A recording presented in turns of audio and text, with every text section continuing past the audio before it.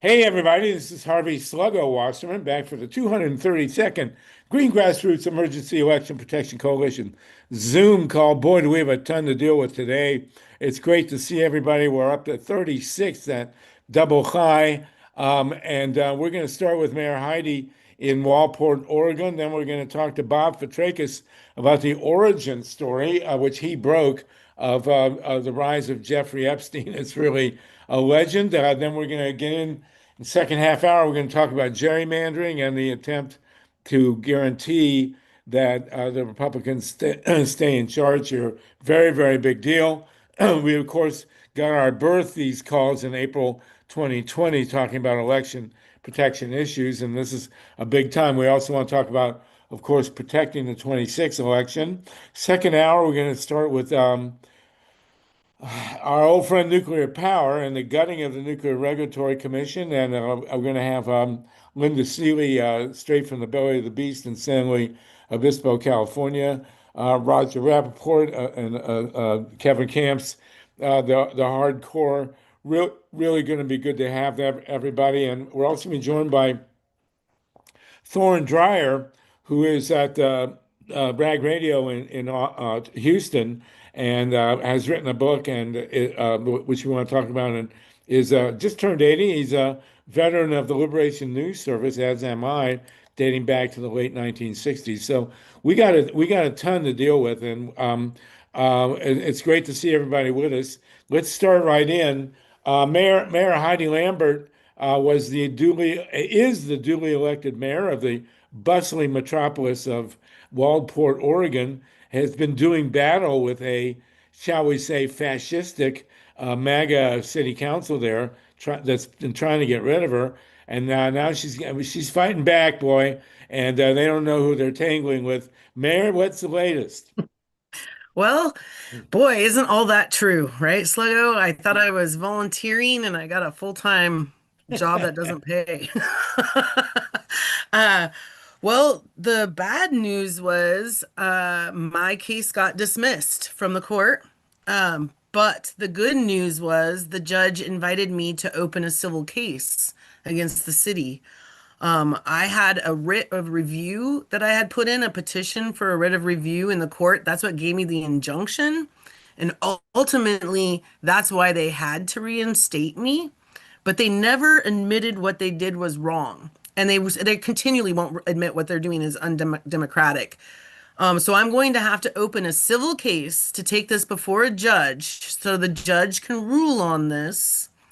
Um, and I'm gonna claim a whole bunch of damages of $1, Sluggo. All $1. I'm right. gonna do it all. Well, Yep. don't spend it all in one place. And Well, it was suggested to me to sue for like $1 million and like give it to somebody like Greenpeace. But I think it's better just to keep money out of it because it's really not about money, it's about freedom of speech. And so that's what I'm doing. So meanwhile, my community is petitioning for a recall of all six city councilors, everyone but me. So we're gathering 200 signatures because we're a tiny little town.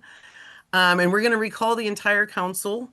Actually, my community is, I'm not even involved at all, but I will be involved with bringing on the new councilors and working with the new council so that we can get out of this rut that my little town has been in for the last 10, 15 years with the same city council.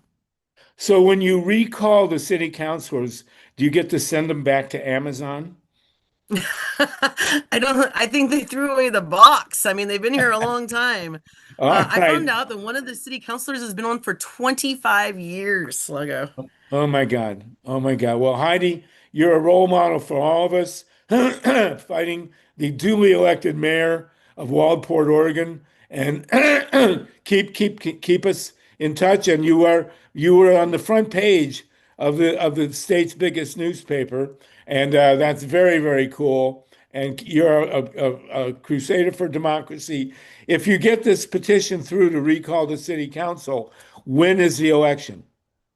So there'll be a special election. I'm told because I won't have a quorum that the county commissioners will actually come in and they'll help make a quorum with me to get three counselors on, and then that quorum would then bring on and appoint three others. So it's not really a electoral process other than signing the petition and getting folks to sign the petition. All right. Well, this is fantastic. It's democracy in action. Heidi Lampert, we're really great to see you. And you keep us posted. You are now officially again the mayor. I They never removed they wasn't. I never wasn't the mayor. I was always the mayor the whole right. time. They thought they removed you, but they really didn't. So Mazel Tov, good for you, and keep us posted, everybody. This is Heidi Lambert. Heidi, put your um, uh, connections in the chat, please, so that people can get a hold of you if they need to, if they want to. Mike Hirsch, we're up to 70 people. We're going to move ahead with Bob Fitrakis now. But go ahead, Mike. What you got? I was just wondering, Mayor Heidi, would you mind if we called you Fighting Heidi, like in in in in the in the proud tradition of Fighting Bob, and we have our own Fighting Bob Fitrakis coming up. So, what do you think? Yeah, I mean, I think it's interesting we call it a fight because really, it's just existing. Like I'm not fighting. I'm really just here and I was just really elected and there's no fight. But you can call me Fighting Heidi because I'm not gonna just vacate my seat. But again, I'm just here doing what I said I was gonna do. So I think Right. it's sad we have to fight to be able to do that, And you, Maybe we can call you Smiling Heidi. Yeah, I like that better. I really am trying to stay amused, because I think that if I wasn't amused by our local predicaments of politics, then, we get kind of devastated. all right, And Perry Well, Kendall has put in higher road, Heidi. I like that. or High Road Heidi. High road, Heidi. We like that. Very And good. and Okay. and And I will. Heidi, what you were saying reminds me of what the bard Elvis Costello sang in one of his songs. I used to be disgusted, but now I try to be amused. yeah, Well, yeah, there you go. we gotta stay amused. We have to find humor and we gotta make it not all be a fight. It's kind of gotta be a dance, right? We gotta make a There you dance out go. of this. Well, high road, Heidi. I like that. And I, I will remind you, you said you're not getting paid. The great nonviolent activist AJ Musty was asked about what it was like to have a career in activism, and he said, "Well, the pay's no good, but the work is steady." Yeah, So, but the pay is great because you get to come on and be with wonderful people who love you, and that's as good as it gets. So there you go. yeah, All yeah. right, thank you so much, Heidi. I do want to mention the passing of a truly great woman, Joanna Macy. She was in Berkeley and a wonderful Buddhist writer and activist, and we will miss her greatly. Linda Seeley, who was with her at the end, will be on in the second hour when we talk about nukes. I also want to mention very amazing documentaries. One is the Billy Joel documentary is really worth seeing. It's a two-parter.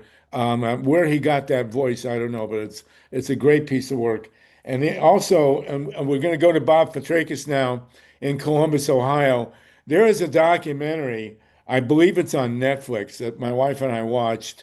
It's called Surviving Ohio State, and it's about the sexual harassment scandal with the wrestling team at Ohio State University. It was recommended to us by Congressman Jamie Raskin, and it really indicts the truly horrible Jim Jordan, who was a major figure in the college wrestling world at Ohio State. I'm not going to tell you what it's about, but surviving Ohio State, devastating documentary.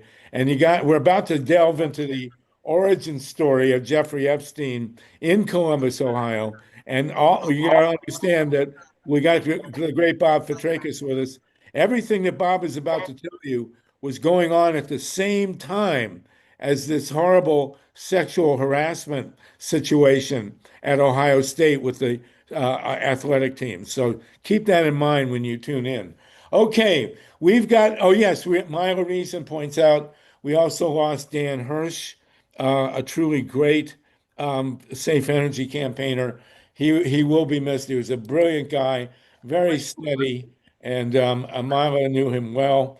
And our best wishes to Dan as he goes to that great solartopia in the sky. Myra will be on with us in the second hour to talk about the nuclear issue. Myra, Mike Hirsch tells me you did a great job yesterday on the PDA call. And we're going to welcome you there again. Okay, Bob FITRAKIS. You and I have been co-conspirators since the late 1980s. You broke all the major stories about the theft of the 2004 election. I was basically your stenographer. And at the same time, you are the first to have written about Jeffrey Epstein. It's quite amazing that in so many ways, Jeffrey Epstein and all he has brought is a product of Central Ohio. Can you tell us how and tell us where Jeffrey Epstein really came from? Nobody else knows this story as well as you do because you broke the first stories about Jeffrey Epstein and you have the honor of having gotten a death threat from probably Jeffrey Epstein himself. So tell us where Jeffrey Epstein came from, please, Bob. First time I heard about Jeffrey Epstein was from the Inspector General of Ohio, David Sturtz. And basically, he's there to root out public corruption. And he said, do you know anything about Les Wexner's boyfriend, Jeffrey Epstein? So he was known as the boyfriend when I first knew him before his, Claim penchant fame here. for being predatory towards young women. Is that he was thought to be the boyfriend, and he was also known as the valet. He would arrange things for Mr. Wexner. So everybody, I'm not sure everybody on the call knows. Certainly, people who've been with us before have heard it. But Les Wexner, as Bob reported, through some serious mob connections, became a billionaire. He founded the Limited clothing chain and Victoria's Secret, Abercrombie Fitch, I guess, and he made billions based in Central Ohio in the women's clothing business, and he's still a billionaire.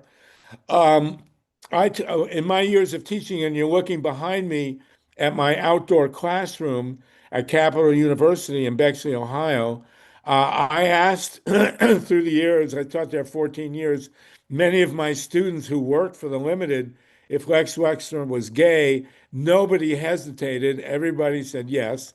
And Jeffrey Epstein, who had a history of his own, but came to Les Wexner and somehow emerged with a lot of Les's money, like hundreds of millions of Les Wexner's money. It showed up right about the time that Wexner's financial guy, Arthur Shapiro, was whacked mob style. And when a very famous memo came out called the Shapiro murder file, which pointed out that Wexner had ties to organized crime. So you're talking about Jeffrey Epstein being the man who replaced the bookkeeper for one of the country's leading mobsters. Right. So Wexner is rarely referred to as a mobster, but your reporting, and this is what earned you your death threat, I suppose. There should be a merit badge on the left for death threats. They threatened the death threat was I got a letter to me saying that I was a candidate for a toe tag if I kept writing about Jeff Epstein. It wasn't a death threat in the name of Les Wexner. It was a death threat in the name of Jeff Epstein. I'm like, who the hell's Jeff Epstein? Well, you found out and you and you broke the stories. So Jeffrey Epstein's origin story is that he somehow connected with the billionaire clothing magnate Les Wexner, who's still alive, by the way, and gay though he may And be. we got to recall that Epstein handled all the logistics in terms of moving money around for Les Wexner. Right, and they also had links to the CIA because Epstein. And here's Steve Caruso has put up a bibliography here of Bob's reporting on Jeffrey Epstein, and this one, this goes way back. What year did you break the first story about Jeffrey Epstein, Bob? The around 92 was when, but that was local. I also broke some stories around the year 2000 as well, particularly Epstein's ties to the royal family. Prince Andrew, for example, and Epstein spent a lot of time together, as did, of course, Trump and Epstein. Right. Now, when did you first detect a Donald Trump on the Wexner Epstein radar? Well, Nigel Rosser is who is a writer from who was writing heavily in England for the Evening Standard, was able to come up and share it with me. No one in the U.S. had written anything about the ties between Epstein, Wexner, and Mar-a-Lago. One of the things that came out was that he told me that Epstein had just taken a trip, he and Ghislaine, with Prince Andrew, and the place they went was a place called Mar-a-Lago, which was owned by Trump. So they were. That was one of his favorite right. places to go for.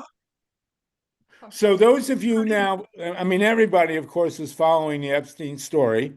Everybody's waiting for various shoes to drop. And the bottom line to know is that Jeffrey Epstein really had no money of his own. He had connections as He well. was a math tutor. Right. Apparently at he an was good at all-boys math. school. And then he became a fixer for Les Wexner. And it's significant. Les Wexner's got to be in his 90s or late 80s anyway. I believe he's in his late 80s. He's still, a major figure financially. He established a housing development east of Columbus, Ohio, called New Albany, where, I don't know, it's a few dozen McMansions. These are really large homes.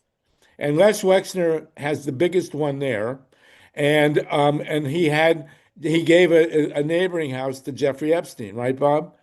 At one point, the second largest house or most expensive house in Franklin County was owned by Jeffrey Epstein, courtesy of Les Wexner. Okay, so Les Wexner's 87, and he graduated Ohio State. Then he started to go to Ohio State Law School. He dropped out, got a five. I've heard him speak, so and I've met him, but Yeah, he's fond of the term a lucky donkey. He refers to himself as a lucky donkey. Well, and he also, as Bob has pointed out, he was bringing in clothing from China for his clothing business, and the mob. Well, tell that story, Bob, please. Well, what came out in the Shapiro murder file when Wexner's money man was whacked, supposedly by the Gambino crime family, the story that came out of there. Which story did you want? Well, the control over the rolling stock is that essentially Wexner's contribution to the mob was all these trains uh, planes, trucks, and warehouses that were a good place to stash illegal contraband. Yes, and so Wexner, in exchange for ferrying stuff in his clothing shipments from China for the mob, the Barlow family in turn set Wexner up with his clothing stores at and his shopping centers around the country, and That's that's right. how the He got a limited. sweetheart deal where he was put into uh, his limited brand and other clothing were put into these malls everywhere. You're absolutely correct. So, and I assume at the time that Jeffrey Epstein was doing the books for Les Wexner, which I'm sure were thoroughly cooked, and at the same time, If it Wexner, was after 85, that's when they hooked up 1985.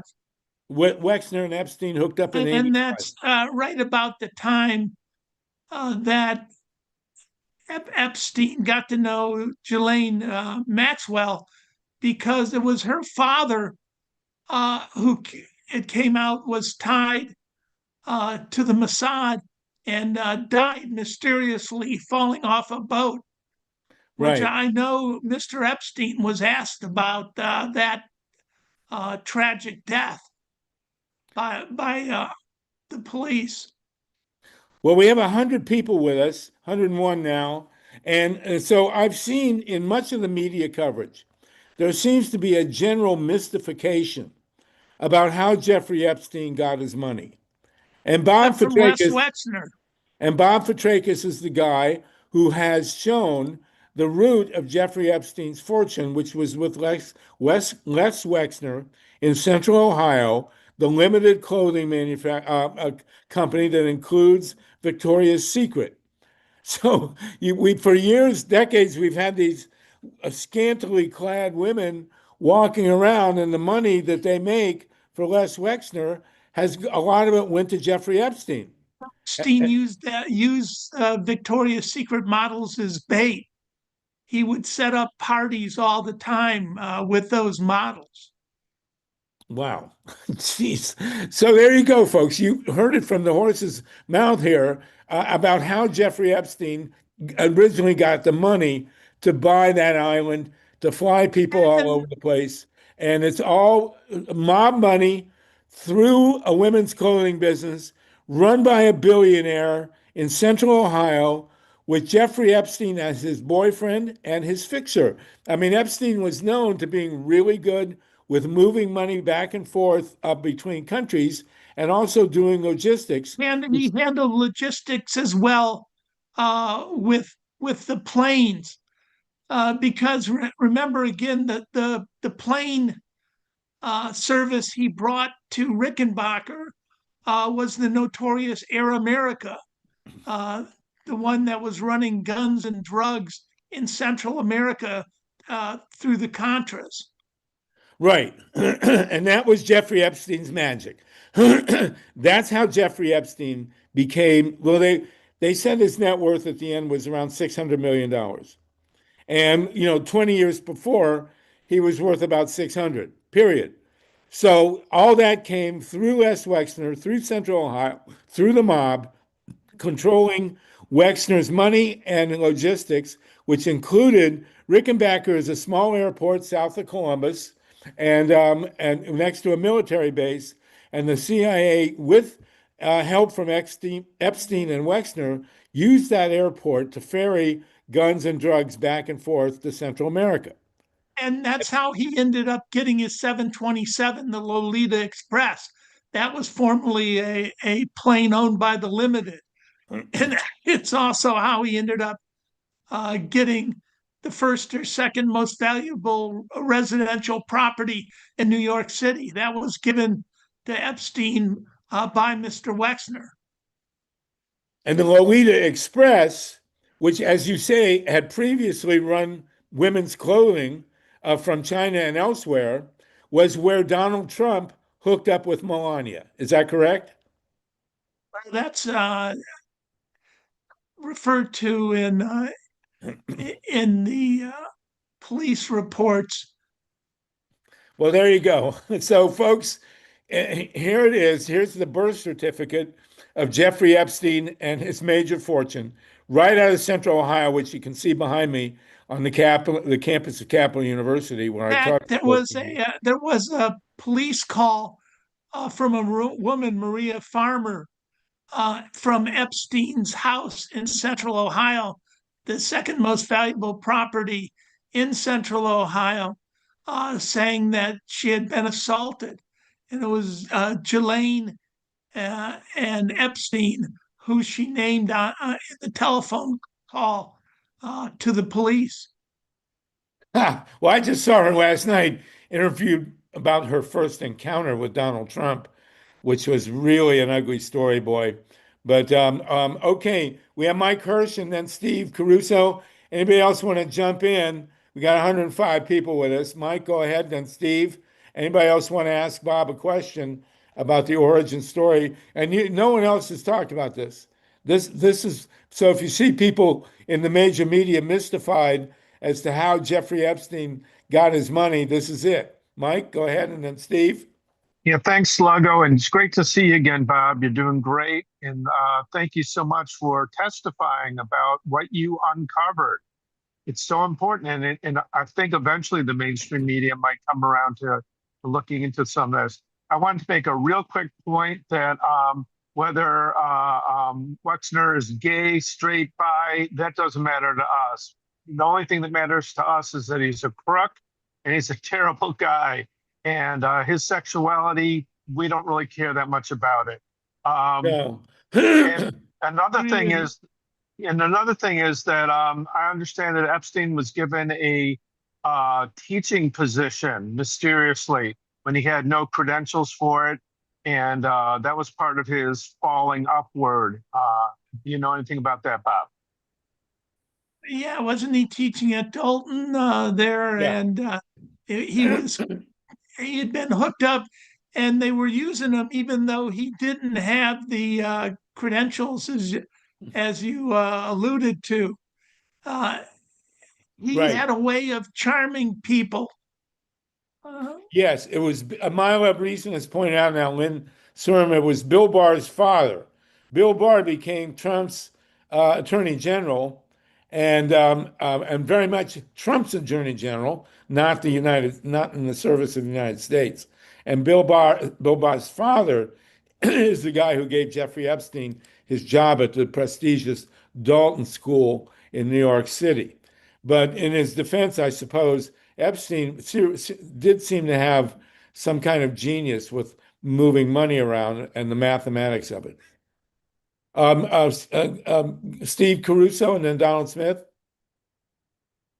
Yeah, with the case of Epstein, isn't that a personal matter with Trump? It's not an official presidential matter. So anything Trump does under this guise that he's the president and he can pardon Gisela and all that, it's not presidential. It's personal. It's a personal thing with him, and it has nothing to do with running the United States except that he shouldn't be in office. That's all I got to say. Thanks. Well, we'll see. He's certainly raised the issue of pardoning her.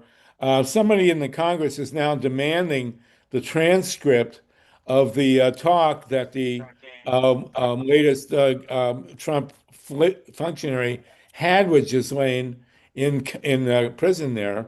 By the way, last night I watched two very convincing pieces on how Jeffrey Epstein could not have committed suicide. One was from a mobster who was in the same cell, who said there's no rafter in there and it's absolutely impossible for anybody to hang oneself in there. And the other was from a coroner who's been in the business for 50 years, who examined the body and said, or read the reports on the body and said that there were all sorts of suspicious bruises and that the wounds that killed Epstein could not in any way, shape, or form have been self-inflicted. So we'll see where that goes. We have 108 people with us. Donald Smith, go ahead. Anybody else? We're going to let Bob go in a minute or two. But anybody else want to jump in, please do. Donald, go ahead. Yeah, I read that there are connections with strong connections between Wexner and Israel, and also Maxwell, Robert Maxwell. Could you talk about the connections with Israel, possibly Mossad or the CIA, please? Bob? Wexner was in the mega group, which was a group of essentially Jewish billionaires that would intervene on very important issues involving Israel.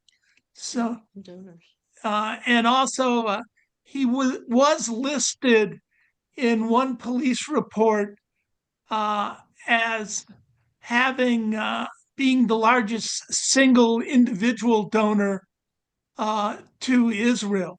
So yeah, he's been in, and part of that goes back to a man named Max Fisher, who was the mentor for Les Wexner. And Max Fisher used to be tied up with the old Purple Gang. And he was one of the first incredibly wealthy people that was a Republican. Historically, the wealthy Jewish crowd had been Democrats. Well, the Purple Gang, Bob, you're wearing a purple shirt, and you're from Detroit. The Purple Gang was a big a mob group in Detroit. Is that right, Bob? Correct, yeah. Thought to be the Jewish mob group out of Detroit. So now we're going to see what happens with Ghislaine Maxwell. I don't think there's any credible case that can be made, and this is nonpartisan, that Jeffrey Epstein committed suicide.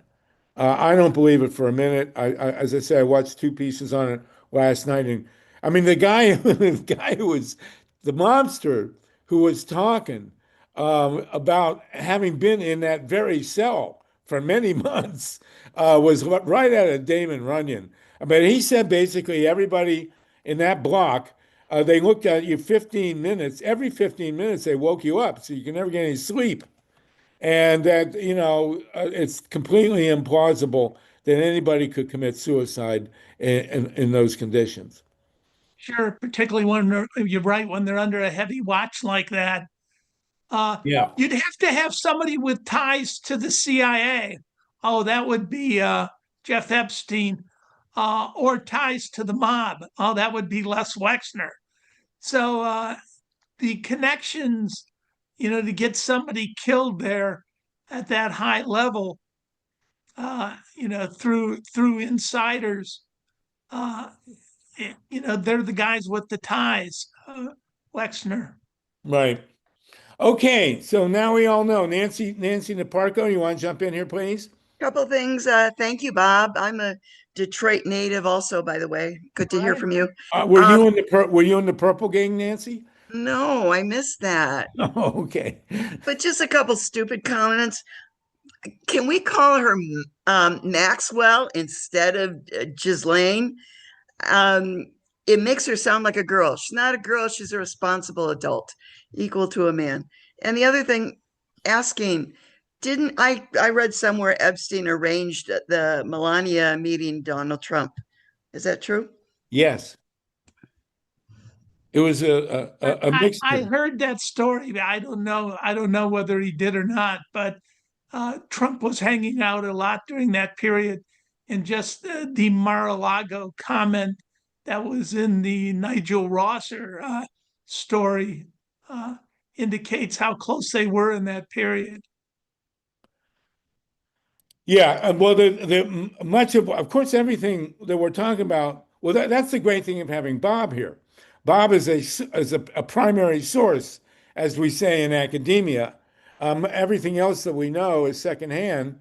A lot of the secondhand stuff that I've read says that Epstein did, in fact, fix Trump up with Melania. She was 19, allegedly, at the time, and they had their first carnival knowledge on Epstein's plane, which had been Les Wexner's plane, running clothing for the Limited.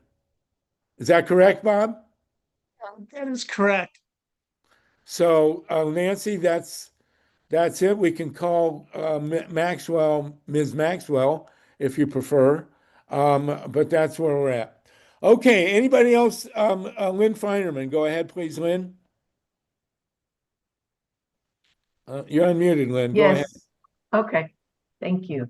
I think that we really need to keep in mind that I know this sounds like a broken record, but we really need to keep in mind that Ehud Barak was on that plane and that there is a very heavy Israeli connection to this.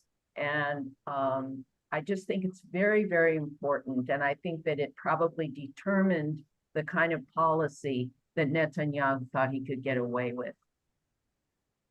Okay, well, I agree that, and it's really Israeli politicians and the intelligence units that keep showing up again and again, as it does with U.S.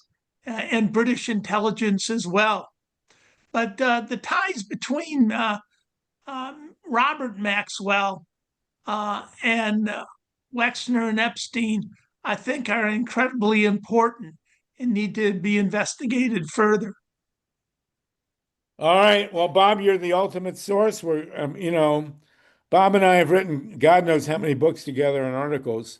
And but I vaguely remember, apparently I wrote a few of these articles with you. And the way we would work is that Bob would call me with all the latest stuff. And this was certainly true in the 2004 election. I'm a historian, Bob's a political scientist. So nobody but Bob could figure out how they stole the 2004 election. And he would call me in the middle of the day, and then I'd write an article and send it to him at 3 in the morning. And then he'd wake up at 8 and correct everything I'd gotten wrong and put the article out on the freepress.org, which is his website and still is. And that's how the stories broke on the 2004 election, and how the stories broke, some of them anyway, on Jeffrey Epstein. So all of you here, all 112 of you, you've heard it here straight from the source. And Bob, I just hope that, well, I guess you're not going to get a toe tag now that Jeffrey's gone. He's the one who wound up with a toe tag, right? You didn't have anything to do with that, did you? Okay. No, but they did. He was asked about what he knew about the death of Robert Maxwell. Jeffrey Epstein was. Yeah, that he was at one point, at least from the Ohio investigators, a person of interest. And then he got very close to the daughter soon after that. Wow, unbelievable. All right, everybody, you've heard it here first. Thank you, Bob. You'll keep with us, and I want you to stay because you are also an expert in election protection. John Steiner, you raised the issue, and we're going to talk about the 2026 election. We have Alice Embree and THORNE DREYER with us from Texas. Alice is going to talk to us about the gerrymandering going on there, and we want to get into a deep discussion up until the top of the hour, and then we're going to go nuclear. But John Steiner, did you want to jump in and talk to us a little bit about what you think we need to look for in the upcoming 2026 election? John Steiner, you with us there? Maybe John didn't hang with us. I Here am, he Harvey. comes. Hold Oh, there on. you are, John. Go ahead. I think we all know that there's a range of efforts going on to suppress the vote, if not steal it. And I think the latest we heard is that the Republicans would consider contesting in court every significant election that they lose, and that those court efforts could go on until 2028, and we might not sit another Congress in 2026. Now, how much of all of this is speculative and how much of it is the next rotten thing that's coming down, we don't know. Well, let's explore it. I do want to mention that there was news today that Roy Cooper, the former governor of North Carolina, he was just replaced in this election, has confirmed that he will run for the U.S. Senate in North Carolina. He will be a very heavy favorite because Tom Tillis apparently didn't want any more of this and has stepped down, leaving the seat vacant. And the odds are very heavy that Roy Cooper will win. In fact, I will tell you that I was really pulling for Roy Cooper to be the Democratic nominee for president, and I believe he would have won. I've seen him interviewed. He's a very interesting, very personable guy. He is 70, but I'm 80, so he's a youngster to me. But so that in North Carolina, and I've also read, and I believe it's true, that had the Republicans not successfully gerrymandered North Carolina, that the Democrats would now control the Congress. That they gerrymandered enough seats in North Carolina to give them enough seats to control the Congress. And I believe that's the case. And that's why we want to go now to Alice Embree and THORNE DREYER in Texas. Can you, Alice and Thorne, give us the bird's eye view here, the up close and personal view of this whole attempt to gerrymander Texas in a way to guarantee God knows how many more seats for the Republicans? Alice, we see you, please. Well, I'll say that God may not know, but Trump thinks there are 5 more congressional seats. And it was Trump that put pressure on the governor of Texas to call a special session after, which we're in right now, to redraw maps. And so it's, there's, 7 hearings going on, there are rallies going on all over the place. The legislators have gotten on planes and gone to see Gavin Newsom and gone to see Governor Pritzker in Illinois to put some pressure on, look, if they can do it here in the middle of, in mid-census, put pressure to do it in California and Illinois. And so those of you who know that congressional districts are usually drawn up after the census. And this is, and needless to say, an unusual attempt to draw the congressional map in the middle of the decade. And all this is about is trying to pad, while he thinks he can in a severely gerrymandered state, pad his votes so that, he's not held accountable for all the stuff going on. All the cuts to Medicaid, all the closed rural hospitals, all the lack of food assistance. And it's, I think that sometimes people, we were the prequel to MAGA.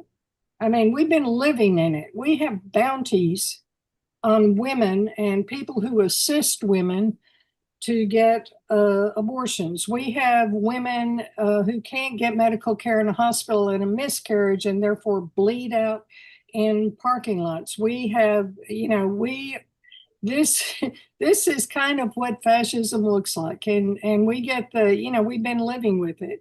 Now, then you overlay that with what Molly Ivins said, and she goes, I think of Texas as the laboratory for bad government. And that's kind of how it is. And we've got a lockdown, state leadership. We have 31.9 million people living in Texas now. So we're, it's continuing to grow, largely probably because we don't have a state income tax and we get people like Elon Musk here. It's not a pretty picture, but there's a lot of fire in the hearts of a lot of Texas leaders. And I'd almost go so far as to say more than you can find, in the safer states where, people are trying to triangulate or whatever. We don't get that luxury here. It's all about kind of life or death issues for us. And one thing I want to say about Governor Abbott, there's lots of bad things to say about Governor Abbott, but he just rushed to do this special session as soon as Trump said do it. And I want to tell you what he didn't rush to do. Congressman Sylvester Turner died in March of this year. There was no special election. We've been sitting here in Texas with 800,000 Texans around in the Houston area with no representation in Congress. And, you know, So he doesn't want to have an election for that seat because he knows it'll go to a Democrat. Well, it'll go to a Democrat. The that right? thing is, the election will happen in November. It could have happened in April. Right. That's the point. And so for a whole year, those people are unrepresented. Now, I won't go on and on. I know I could, but I want to call out the people that are just doing wonderful jobs at rallies, and that's Beto O'Rourke. And I got to hear him Thursday at the Capitol when the first of the hearings were about to begin. Jasmine Crockett, and most of you know who she is. Joaquin Castro, you know maybe who he is. James Tallarico, who braved the Joe Rogan show for 2.5 hours, is a young legislator. Gina Hinojosa. Anyway, these people are showing up. They're showing up to thousands of people in rallies all over this state right now. And what the only tool in the toolbox, you know, is going to be quorum breaking. And so we'll probably see that again. We've been told have their backs. In other words, so let's explain that quorum breaking. We went through this before when they did a previous gerrymander in Texas. In order to prevent the legislature from having a quorum where they can put in the new districts, the Democrats leave the state. That's right. So they And went then I think they went to Oklahoma and then New Mexico in 2003. But more recently, totally over voting rights, they left and went to Washington, D.C. That was kind of during the pandemic. So, well, why don't they just go and take Ted Cruz and go back to Cancun? Yeah, Cancun or Greece or wherever he wants to go whenever we have really bad things happen. Right. So this is I don't going on now. I wish. Traditionally, redistricting happens on a 0 year when the census is. And in fact, isn't that the law? Or I guess it can't be enforced by the feds, no? Well, I think we're kind of living in the states' rights era, you know, as long as that works for Republicans, you know. So no, I don't think there's anything in the law that says that the districts have to be redistricted. But it is the typical way it happens. And of course, the best way is with bipartisan commissions. But we don't have the best way to do anything in Texas. So just so you know. Well, au contraire, I think that Molly Ivins, who I knew and loved dearly, did say that your governor, Rick Perry, had the best hair in the country. Well, that's why she called him Governor Good Hair. Okay, I'll take it back. He has good hair. And Molly Ivins also is the one who coined calling George W. Bush a shrub. Yeah, that was her. But I wish she was with us today. Mike Kirsch, go ahead, and then anybody else wants to jump in. There's a ton to talk about here with gerrymandering because it's going on in Florida, and there's a big debate about it now in California. But go ahead, Mike Kirsch. Thanks, Lago, and great to hear from you, Alice. You're doing an amazing job informing us about the chaotic mess that is Texas. You know, nobody has to mess with Texas. Texas does a great job of messing with itself. I just wanted to mention redistricting is mandatory after the census to reapportion to make sure that the districts don't get too unequal in terms of population. But Texas has pioneered what I call redistricting. And I remember it wasn't that long ago that a bunch of the Democrats left the state trying to stop an effort to redistrict. After they redistricted one time, they tried to gerrymander it even more. People left the state. I think they sent out Homeland Security to drag them back home from Louisiana and Oklahoma. But, you know, Texas would be extremely entertaining if it wasn't so dangerous for the people living there and then all the rest of us. So it can be entertaining. So 2003 was the redistricting quorum busting. And that was Oklahoma and then New Mexico. But there was another effort that happened, and that was over voting rights. And that was in 2021. And I don't know, y'all probably vote by mail or something like revolutionary like that, or get to actually, register online, but we don't. And, it's very restricted. And so during the pandemic, Harris County did this great bang up job having drive-through voting and all kind of things, which they made illegal. But it was after that there was a quorum. It was 2021 that our legislators went to Washington, D.C. Well, why can't Willie Nelson become governor of Texas? I mean, that would be the best. I was on Willie Nelson's bus, by the way, and the good thing about that bus is when you were on it, you didn't have to buy pot. So, but we have to understand a major reshaping in a bad way of our country happened in 2010. Obama was elected in 2008, didn't pay any attention to what was happening. And in 2010, under the direction of Karl Rove, the Republicans seized control of many of the state legislatures and then turned around and redistricted. And there's a book about it by a guy named David Daley. It's called, I can't say it on the air, it's called RATF-CKED. And it talks about what was done to redistrict the country, to gerrymander the country, and that's a lot of what we're dealing with today was set up in 2010, and unforgivably, really, Barack Obama did nothing, didn't talk about it. I'll never forget he got up in his Barack way and after the election of 2010 and say, well, we just got shellacked, as if that was very cute. And he didn't talk about gerrymandering. And the Democrats did nothing about it. And it's been the issue of our time because of what the control of Congress has done. This is a nightmare. And so they are, this idea of redistricting in an off year like this is complete. It's not, the federal Constitution has very limited things to say about elections at the state level. And so it says that the census is to be done every 10 years, and then there's a suggestion that that's when you redistrict. But the states have done whatever, and of course the Democrats gerrymander as well as the Republicans. I will say this, and as a Californian, I am disturbed. I'm not comfortable with what they want to do here in California. They want to redistrict California to match what Texas is doing. But California, and we fought on this issue. Bob and I, FITRAKIS and I, and others have written about gerrymandering.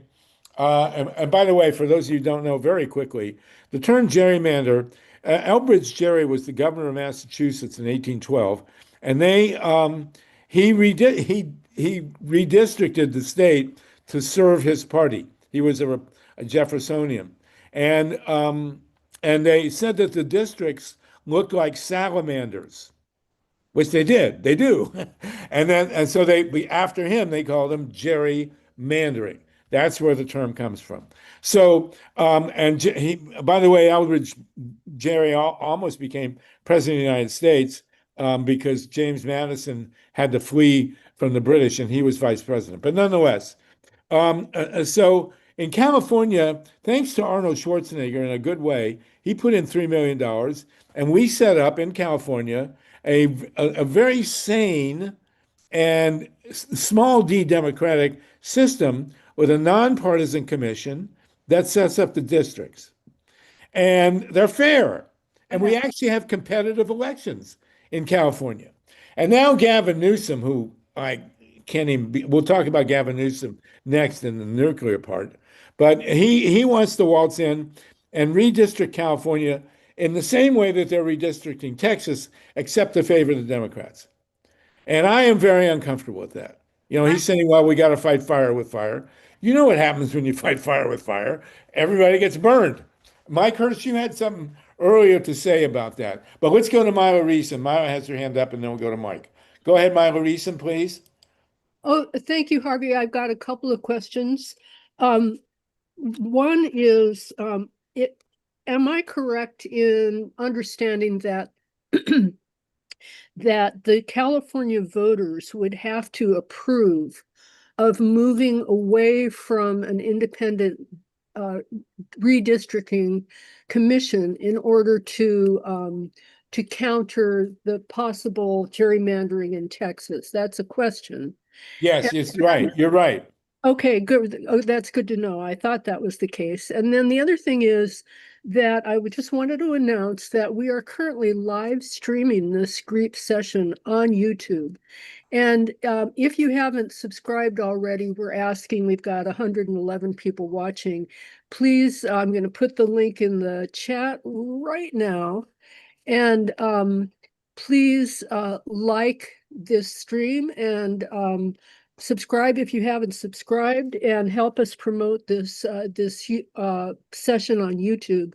And if for any reason you are unmuted, please mute yourself before you click onto the the link, or else we'll be getting double audio. So thank you so Okay. much. And Mila is my co-host on the Solartopia radio show, which we're about to take national, and with Tonka Bricka, who's also on. Mila, it's great to have you with us.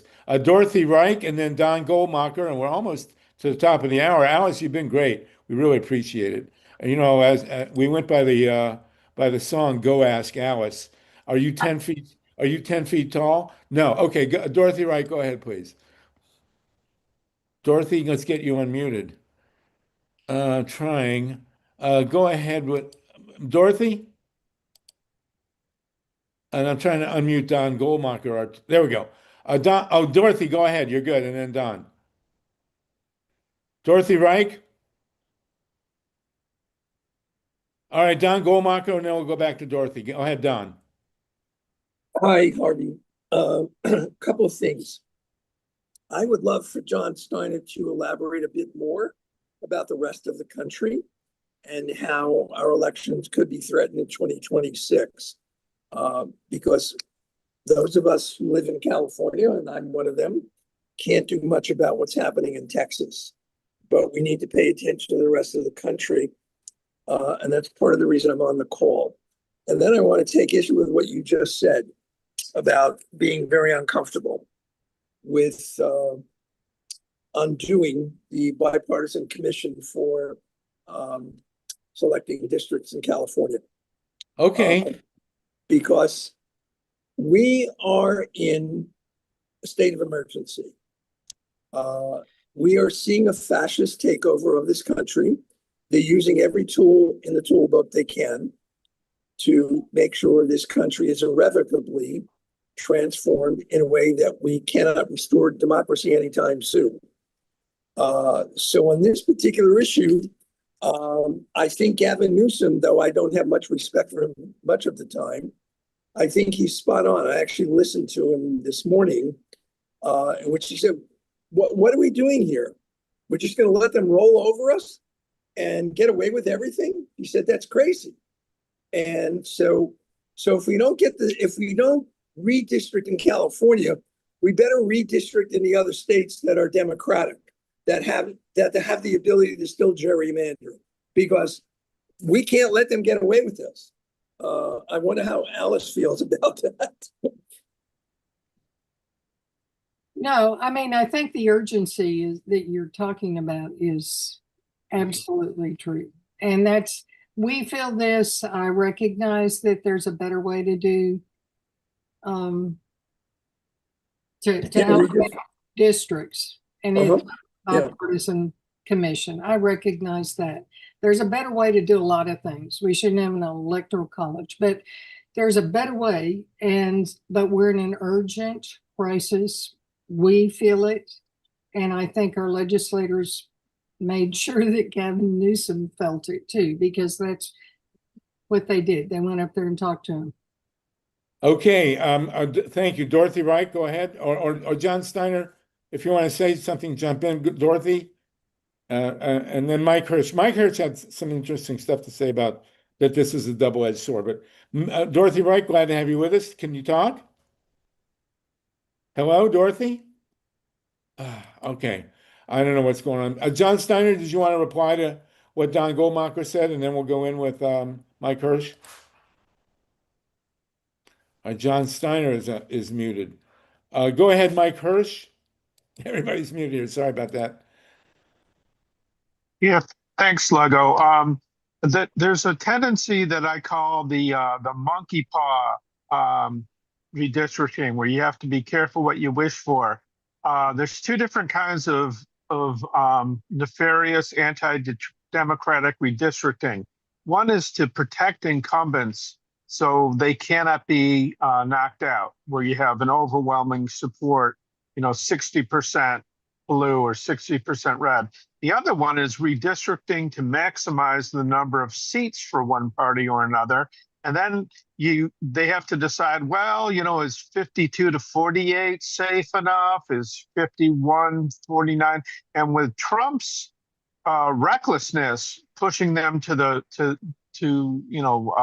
cut that expected margin as close as they can get away with, there's always the chance that there could be what's called a wave election. And a lot of these very closely gerrymandered districts would become competitive unexpectedly, and some of them could flip to the Democrats. So it hopefully will backfire. Partisan political gerrymandering is wrong. The voters need to be able to pick their representatives. We do not want the politicians picking their voters. That's wrong. It's backwards. Alice, I see you nodding.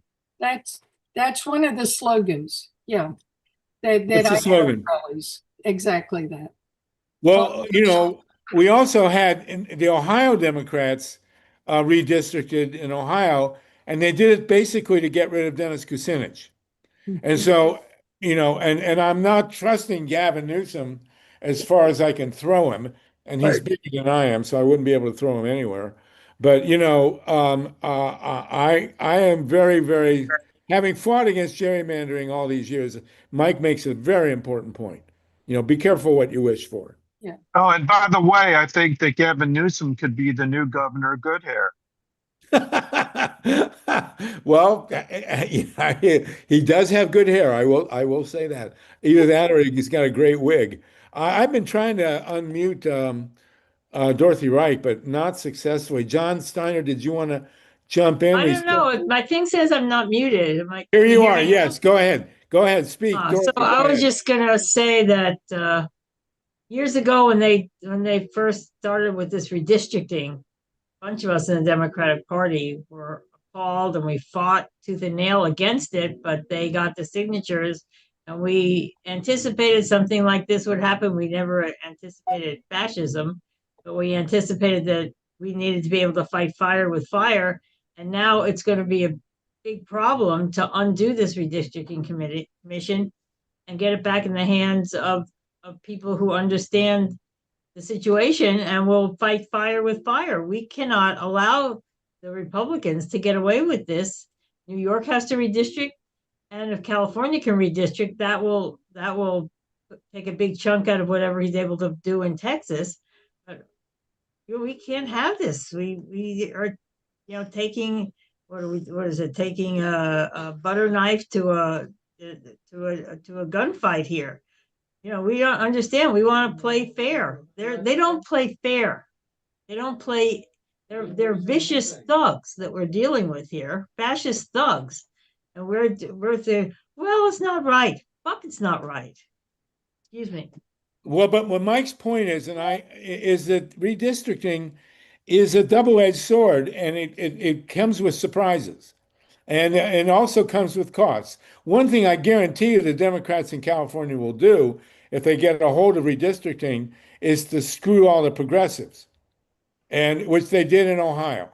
And you could say goodbye to the likes of Katie Porter and maybe even Ro Khanna if they get a hold of these districts. So I don't trust it.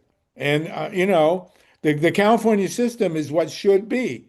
If it was national, as Gavin Newsom has pointed out, to his credit, if our system in California was the national system, we wouldn't be talking about this.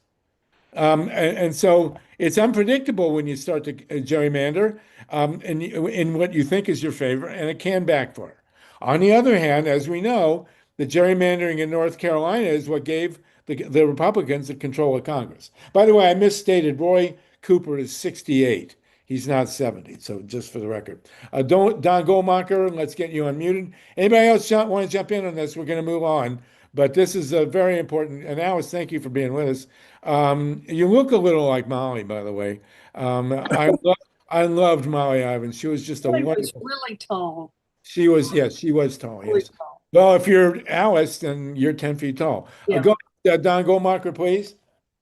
Yeah, I mean, Harvey, you know how much respect I have for you and your thinking on this,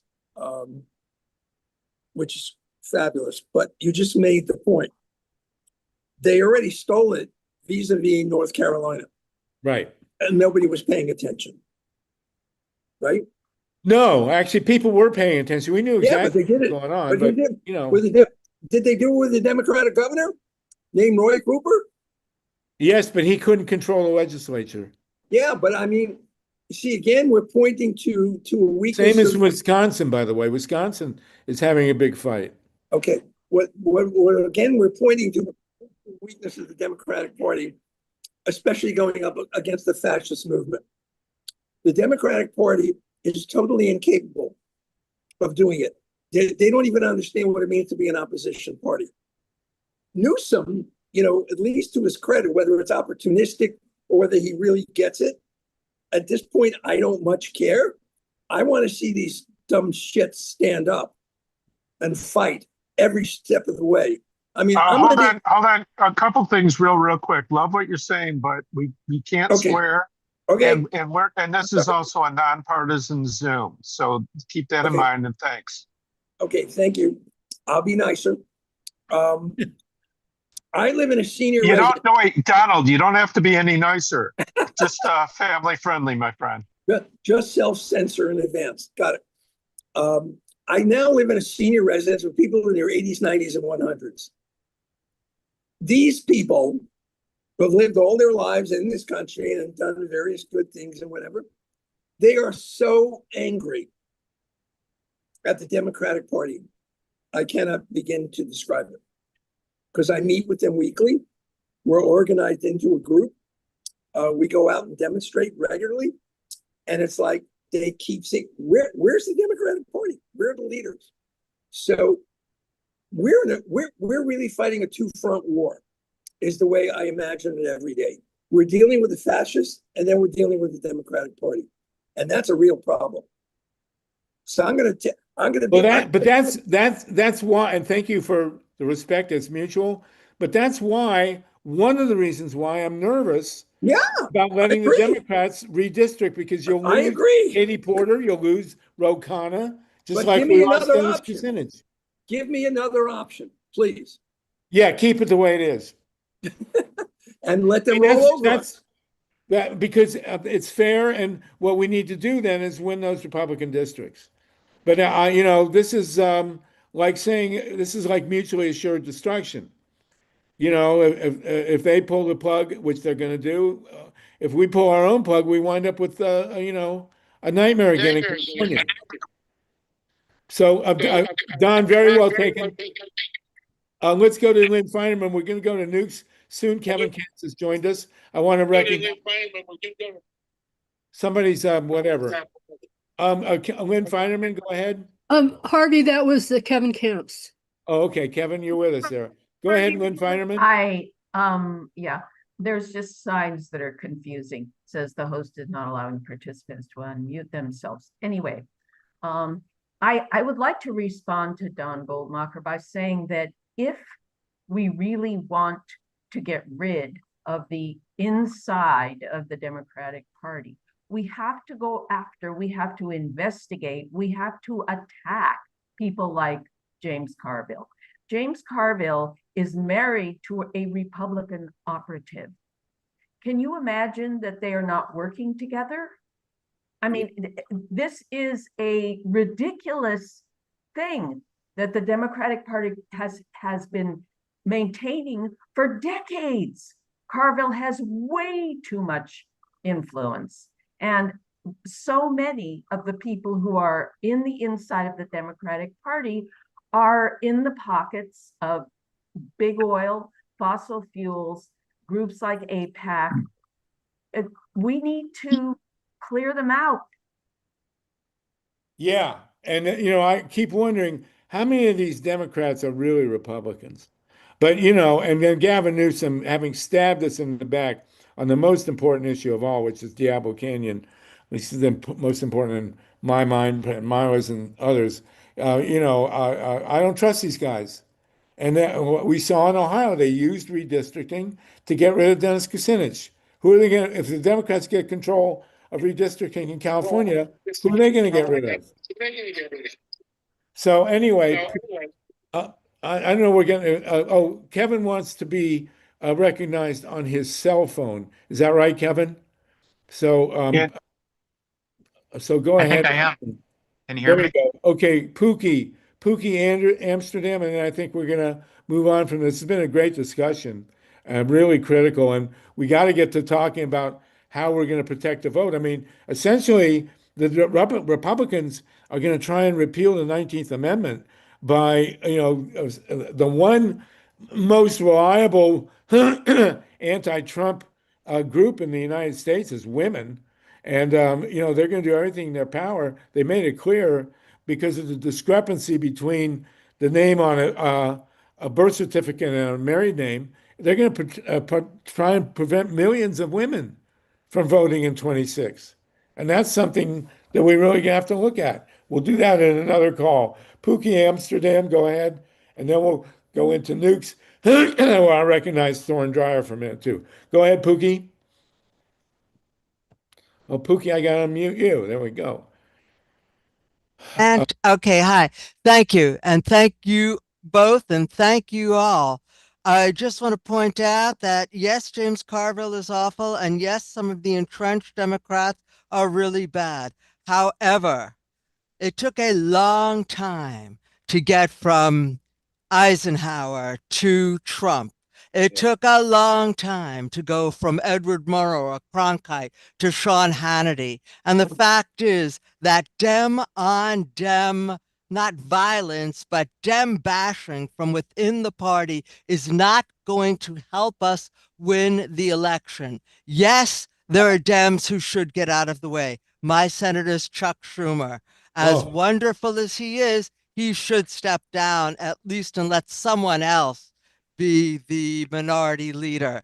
However, bashing Democrats as we go into this, the GOP wants Democrats in disarray, wants this, this us attacking each other and say it's not good enough. We're not doing enough. While the Republicans and MAGA are in lockstep. I think, yes, obviously we need to bring in the progressives. I love Dennis Kucinich. It's horrible that they redistricted to get him out, but we need to take a long plan. What is going to get people on board together? Policy first. Policy first. It's what got Mamdani elected in New York.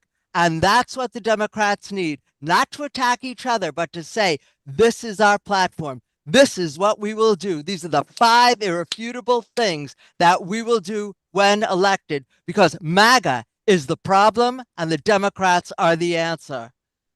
Well, I'm very well spoken, Pookie. You're in New York, right? Is that what you said? Schumer is your senator. Yeah, Pokey muted, but yeah, we can draw that. Yeah. Okay. So listen, I have been contemplating with great hope the idea that Stephen Colbert might run for the Senate seat in South Carolina.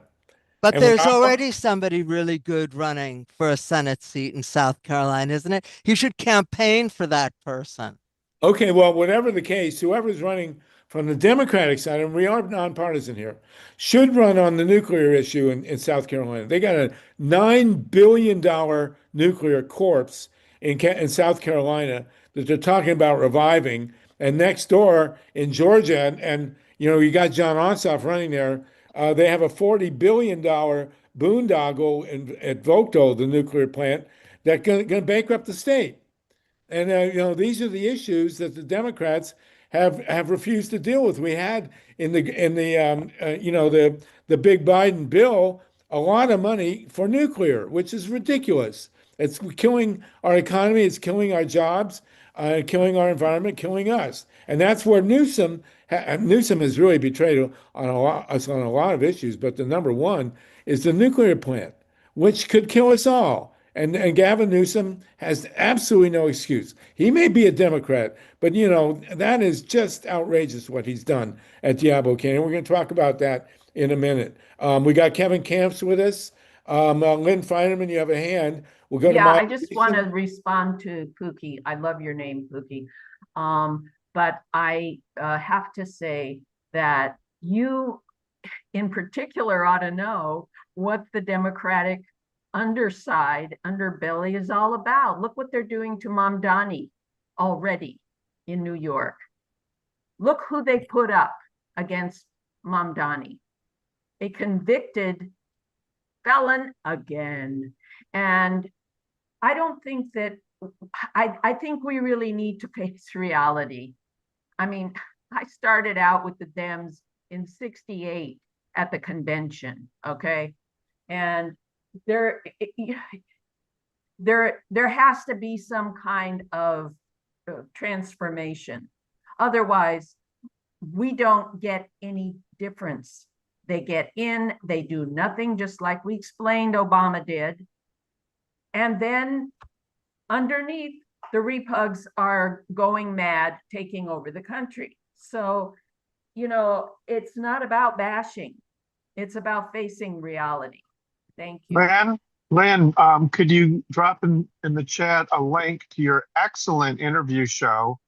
Because your insights are so valuable and you share them regularly on your own show as well as here. And we always love to hear from you.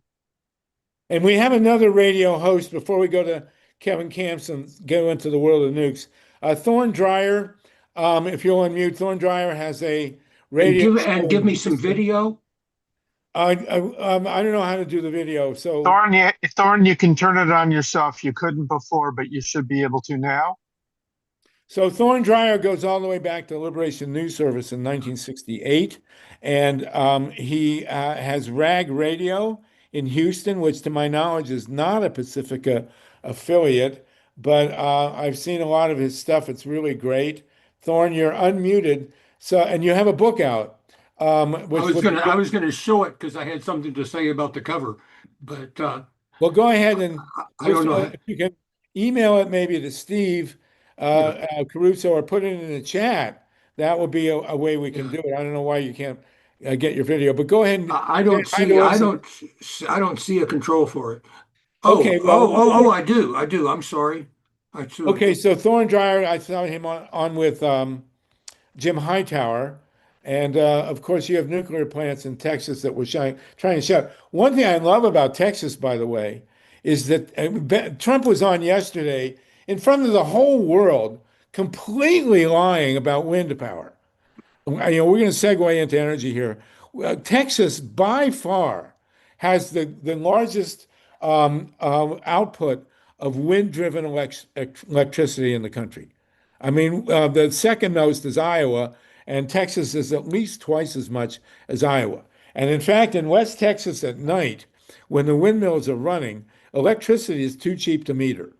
You have a free electricity in West Texas at night because of wind power. Trump sat in front of the world and said that wind is the most expensive form of energy. It's ridiculous. Nuclear is the most expensive form of energy, except for maybe hamsters in a cage. And wind is one of the cheapest, if not the cheapest, and led by Texas. So Thorne, where are you here? I'm right here. Can we see you here? I'm at the lower part of the screen. Yes, I'm here. Oh, there you are. Okay, there you go. So Thorne Dreyer here. And you've got, what is your radio station in Texas, in Houston? It's KOOP in Austin. Oh, you're in Austin. I'm in Austin. I used to be in Houston.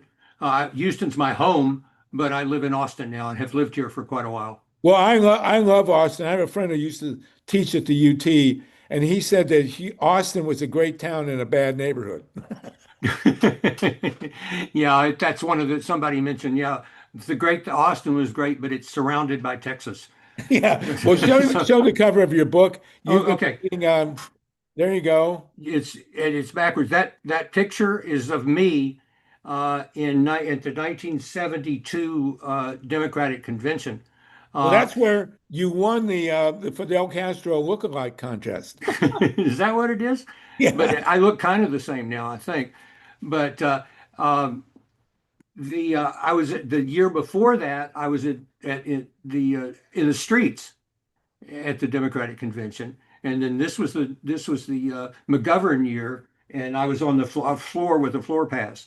So incredible amount of difference in that. Well, Thorne's book is a tremendous a magical mystery tour Right. through the era, and he's been reporting and writing. And we want to get you hooked up with the Pacifica Network. So give us a couple minutes, real quick, on what's happening in Texas, and then we'll jump in on nuclear. Okay. Well, what? We have 102 people with us. Huh? Got 102 people with us. Yes. Okay. Well, the book is about it brings in Texas in a way that it hasn't been, Austin and Houston, in ways that it hasn't been nationally in reporting on the 60s. And it's also kind of a memoir for me because it's everything that I've written I was the founder of the RAG, the underground newspaper in Space City in Houston. I was a founder. And I wrote for Liberation News Service in New York. And I've all of this, everything that I've written since 1967 basically is in this book. And so it's sort of a memoir in a sense. And it's definitely it's a living memoir. It's a living memoir of the last, how many years is it now? 50, I hate to say it, that we've been out there in the streets. There you go, Notes from the Underground. And Thorne has been a great reporter and a very important cog so you're going to be in the progressive movement, and you're going to be reporting on Texas, you and Alice, and we want to keep you in the loop here on what happens with the gerrymandering and also with their nuclear plants. Tell me, why isn't there a more organized force coming out of Texas advocating for wind power? I mean, the wind industry in Texas is by far the biggest in the United States. Why isn't there a powerful Texas lobby for wind? I don't know the answer to that. It certainly seems like there should be. But there's so many things that happen in Texas that are not logical. Alice, do you know anything more about wind power in Texas? I know that when Jim Hightower was ag commissioner, he mapped the entire state of Texas for wind and solar, and that it's on the basis of that, and that was years ago, that it allowed people to go in and develop all this. I know we got a great candidate, Clayton Tucker, running with Jim Hightower's blessing for ag commissioner, and maybe with a voice like that would happen for you. You get wind and solar advocacy in a new way. Well, wind is in Texas is by far the biggest source of wind power in the country. By far, way more than California, twice as much as Iowa, which is second. And I just don't understand. And Ron Leonard's on the call with us, and we'll segue into the nuclear side with Kevin Camps here. And I think Roger Rappaport has joined us. Roger, you should also be in touch with Thorne and his media connections. Thorne is one of the great journalists of our time, and so is Roger Rappaport. So I don't understand, and if you guys can get back to us and maybe organize it, why the President of the United States, God help us, thinks that can sit in the people of Europe and tell us that wind power is the most expensive source when in fact it's the cheapest, and why there isn't a huge force in national politics for the wind energy industry coming out of Texas.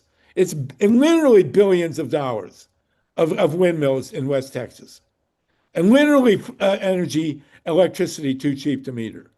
Why isn't this being publicized? Is it because there are other interests in Texas in the way in terms of energy that are holding sway? And we're talking about Yes, there are, oil but by this point in time, the wind industry should be strong enough to have a very powerful public lobby. And I don't see why it doesn't. No, I don't know. Well, I really don't know the answer to that question. now that's the topic for your next book. Your notes from the underground is really great, by the way. Thank you for it. Thank you for your reporting. You And need to thank you for reading it. Well, my pleasure. And I need to hook you up. You need to hook up with the Pacifica people, KPFT, Egberto Willies, and so really expand the radio muscle for the left in Texas. But let's figure out why Texas isn't. And you have nuclear plants there, for God's sakes. And in fact, the nuclear plant, when you had the big freeze in Texas, the South Texas nuke had to shut down. Kevin Camps will know about this because the pipes froze during the big freeze at the nuke. The pipes froze. Kevin, is that right? Do you want to jump in on South Texas and what's going on with the energy situation in Texas? Yeah, I don't remember the details, but South Texas Project did go out of operations during that winter emergency situation. Hundreds of people died. The wind turbines kept operating, and it's not the only place in the country where something like that's happened. I remember Pilgrim in Massachusetts, time after time, had to shut down because of severe weather, including blizzards. So nuclear power is too dangerous to operate during extreme weather, whereas renewables, of course, aren't dangerous at all, and they're reliable. So the propaganda has turned the world upside down and through the looking glass on this stuff. And a part of the answer to your question was raised by people in the chat and out loud. Other energy interests, whether it's the oil and gas industry or other dirty, dangerous, and expensive energy industries, including nuclear, have huge propaganda arms. And so they bash renewables on a daily basis when the truth is the opposite. And Kevin, really quick, these nuclear plants are also unsafe to be operating in pleasant weather. Right. Well, yeah, I mean, they've got the inmates in charge of the asylum. So yeah, you're right. Well, we want to discuss, and I'm serious, Alice and Thorne, somebody needs to look at the energy picture in Texas and make an issue of it. Because if anybody should be leading the charge on wind power in the United States, it should be Texas. Well, Jim Hightower has certainly raised those issues consistently. Well, let's get him on with us. He has quite a following. Well, let's get him on with us. I know he's been on yours. Alice. Can you please just get... Excuse me, I know some of the details about what happened in Texas. One of the reactors that supplied electricity to over 1 million households went offline for 72 hours during that freeze. And that, as Kevin said, is actually can be attributed directly to numerous deaths during that freeze when the wind turbines that were not engineered to withstand the kind of cold that was experienced that winter also went down. So it was a kind of a combination. And by the way, Harvey, you were right. It was that the pumping system that provided coolant to keep the reactor from blowing up froze, similar to what had happened at 3 Mile Island that caused the meltdown at 3 Mile Island. And that's why the reactor was shut down and stayed offline for 72 hours. So I just wanted to provide that detail. And I remember that Tucker Carlson and the right-wingers jumped in and blamed the whole thing on freezing windmills. Now, they did make a mistake. The wind industry in Texas made a mistake and put in windmills that were not designed to withstand those cold temperatures. If they had put in the windmills that they had in Wisconsin or, in Minnesota, those windmills would have stayed operative. So that's a bad on the wind industry in Texas. But on the other hand, as Mila points out, The pumps froze, for God's sakes, at South Texas, at STMP, which is partly owned by the city of Austin, by the way. Just as the city of Los Angeles owns a part of the 3 reactors at Palo Verde in Arizona, Austin which has a muni. Austin has a municipal utility, right? They own part of South Texas. And we tried for years to get Austin to divest their part ownership in South Texas, and so far to no avail. And I believe that there was an effort on the part of the city council of Austin and the municipal government to divest, but they failed in that effort.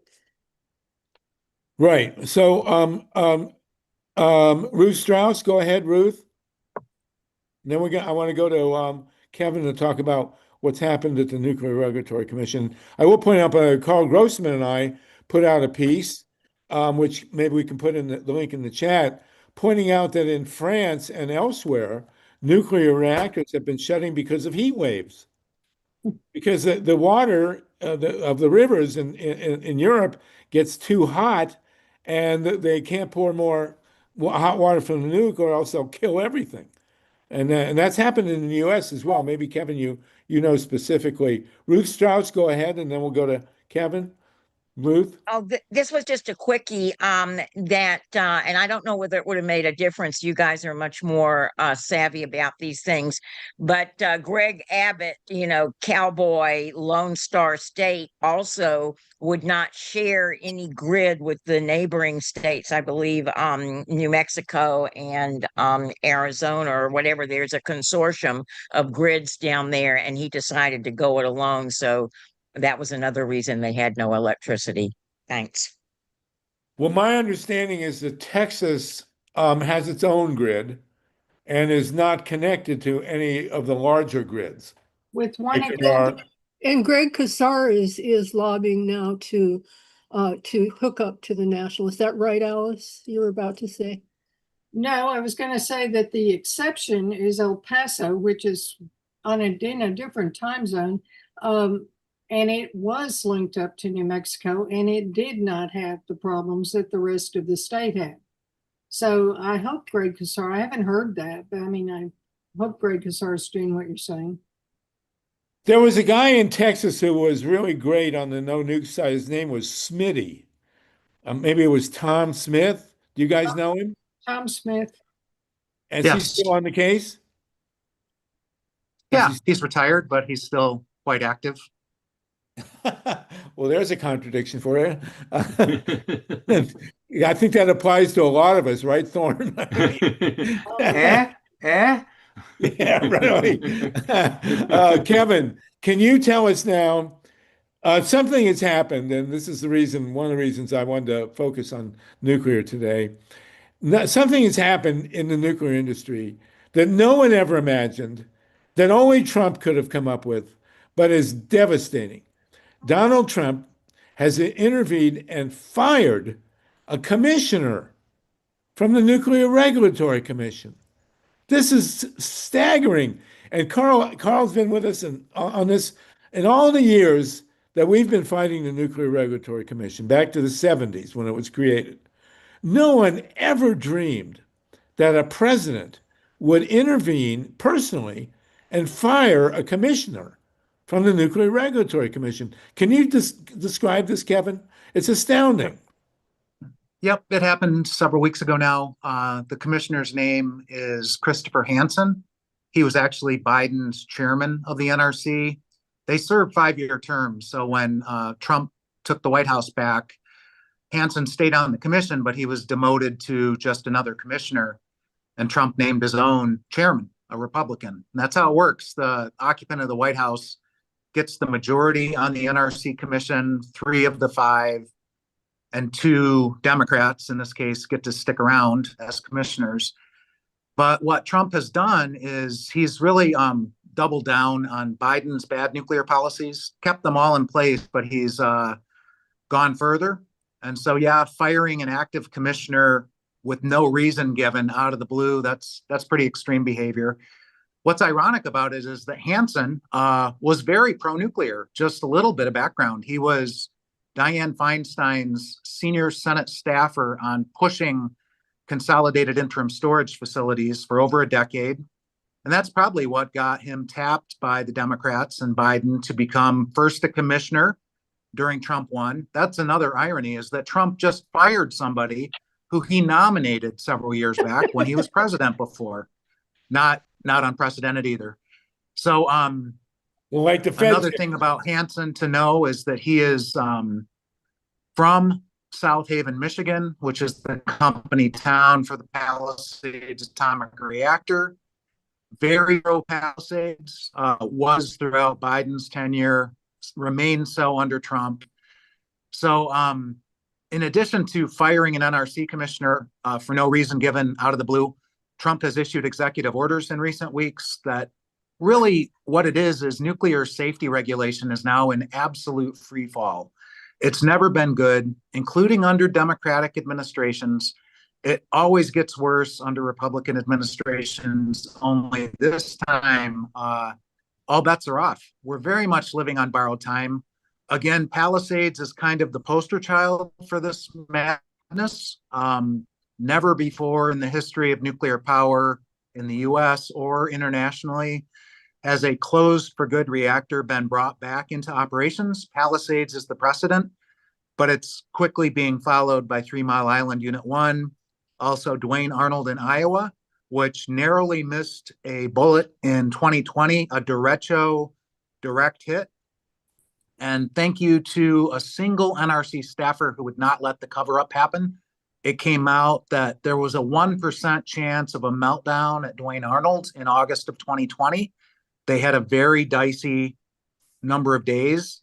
Luckily, the worst didn't happen. Duane Arnold is a Fukushima Daiichi twin design.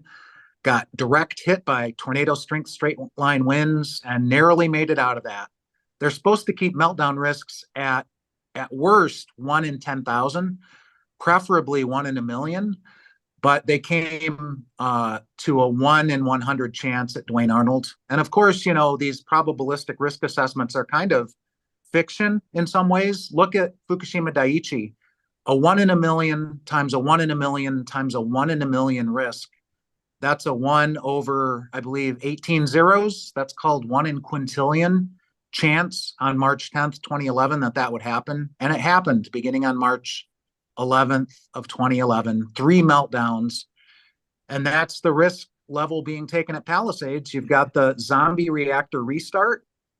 That's breakdown phase risks. And they want to add 2 new reactors on that tiny site. Those are break-in phase risks. Think of Chernobyl. That was a break-in phase disaster. Chernobyl was less than a year old. Unit 4 and 3 Mile Island Unit 2 was less than a year old, just a few months into operations, another break-in phase disaster. But so too was Fermi Unit 1. It was a brand new reactor that had a partial core meltdown. So you're piling up all that kind of risk at Palisades. And it's just one example, but it shows where things are at these days.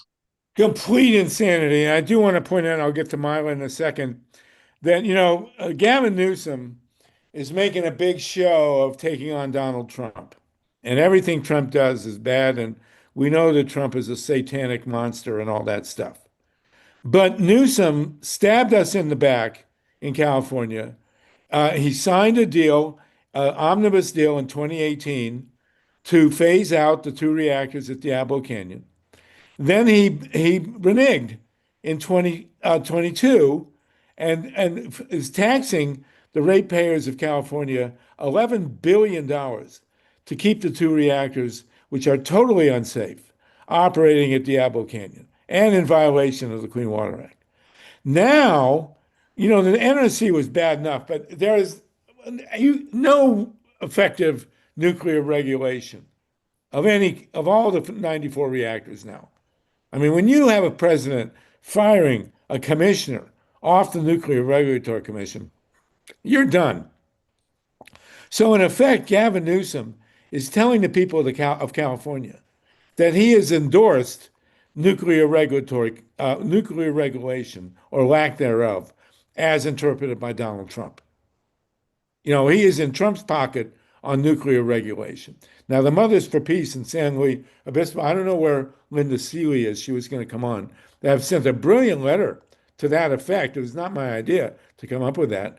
But they're saying, look, you're fighting Trump, but here you have Trump in charge of decimating nuclear regulation. And we have these two reactors that are 40 plus years old. Are you a Trumpian nuclear advocate? Because you can't, in good conscience, allow these reactors to continue to operate. Marguerite, go ahead.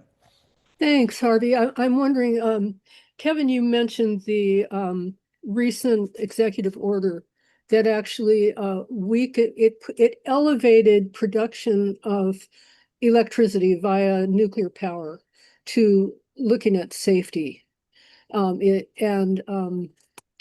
It's my understanding that in that letter that the Mothers for Peace wrote to Gavin Newsom and others, they cited that they said that DOGE went in and cut staffing for safety for the Nuclear Regulatory Commission. And I'm wondering, Carl or Kevin or Harvey, do we have any details about what kind of staff, how many, do we have numbers about how many people who are looking at safety considerations for nuclear power were actually removed as a result of the DOGE cuts?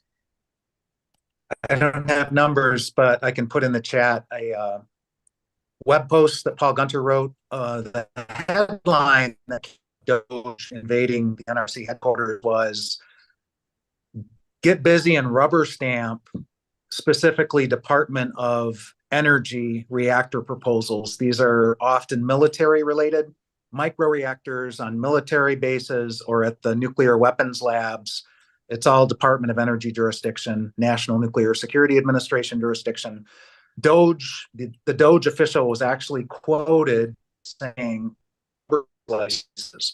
so that is the lead reactor proposals in the country now are these micro reactors and so-called small modular reactors that are being pushed by the Department of Energy at federal sites, and DOGE has ordered NRC to rubber stamp their approval.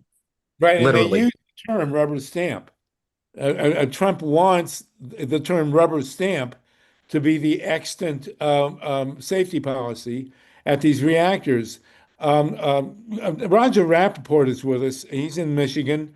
He was has the greatest credential in all of journalism, which is that he was the editor of the University of Michigan Daily.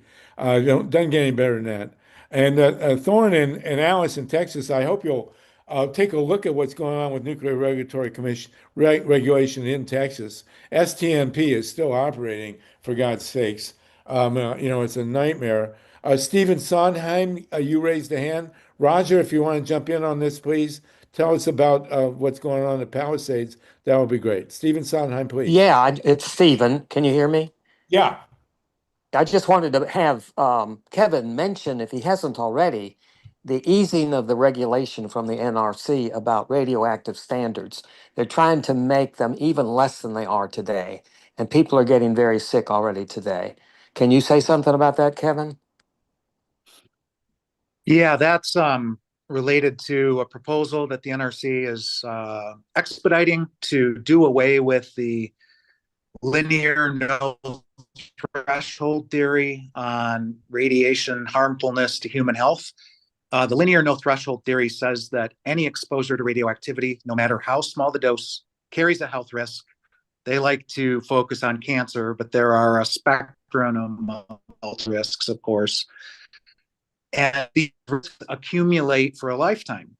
And so that's the linear no threshold theory that NRC is now considering doing away with. And boy, that would be very convenient to the nuclear power industry, the nuclear weapons industry, because then they could expedite production, whether it's of nuclear weapons or of electricity at nuclear power plants, because now workers and even the public will have less radiation health protections than they currently do. And the current regulations are very far from adequate, and they want to gut them. God, that's a nightmare. And so basically, is it fair to say that we have, at this point in time with Donald Trump, zero effective regulation of the nuclear power industry? They're working on it. People are fighting back. My coworker, Cindy Folkers, Dan Hirsch, who just passed on tragically, devastatingly, we're leading, coalition efforts, and I'm sure I'm leaving a lot of names out. They were doing preparation sessions for people to zoom in on so they could learn what to say to the NRC at these very short, people were given 2 minutes to speak at the NRC. The NRC was literally making up the process as they went. It wasn't even a formal public comment. They were just going through the motions, but people are fighting back.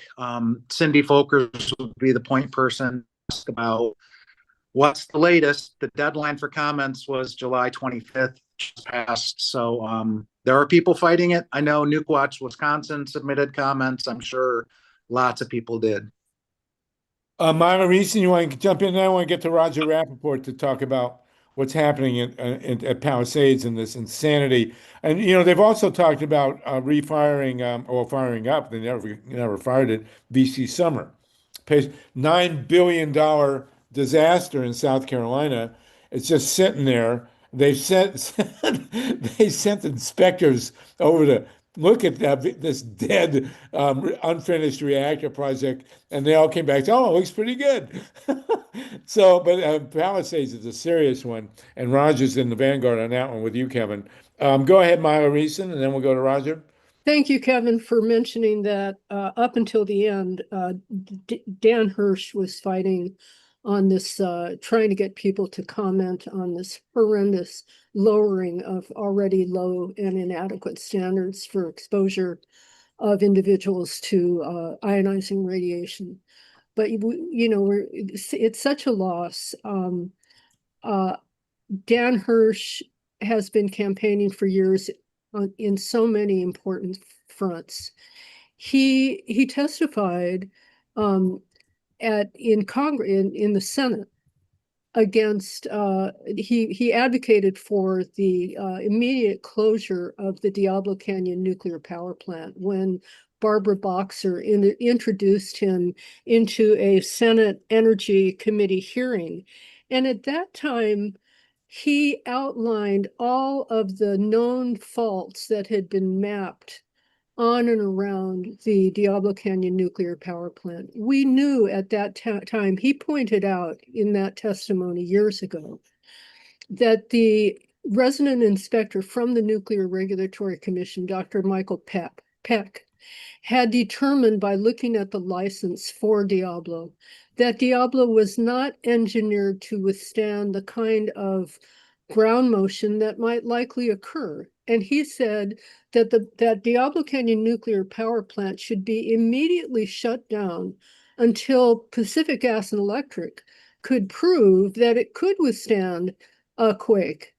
Since then, we have had numerous faults mapped, including most recently a vertical thrust fault that is situated directly below Diablo Canyon nuclear power plant. We already knew that the plant wasn't engineered to withstand ground motion years ago. And yet, and by the way, I just want to say that Betty Yee, who is running for governor, presided over hearings where Dan Hirsch testified and talked about how the plant could not withstand that kind of ground motion, and that the likely outcome of such ground motion would be a meltdown. So anybody who's running for governor or for office in the state of California would really have to understand that we're skating on thin ice here. It's energy, electricity that we can generate without nuclear, without coal. We can do it sustainably. And we've got to shut those nuclear plants down right away. We're just lucky that we haven't sustained we haven't had a meltdown so far. And we now have proven resources in Texas with the wind power, in California with the solar, to carry these states without nuclear at all. Well, this is not pie in the sky stuff. We're not saying, oh, someday solar will be cheap enough. It's by far the cheapest. And I put in the invitation to today's call. I mean, China's exports of solar panels and of lithium ion batteries completely dwarfs the American industry, as does their exports of electric cars. I mean, basically, Donald Trump has put us out of business here. I mean, if this was any kind of store, the United States, this guy would have been fired years ago.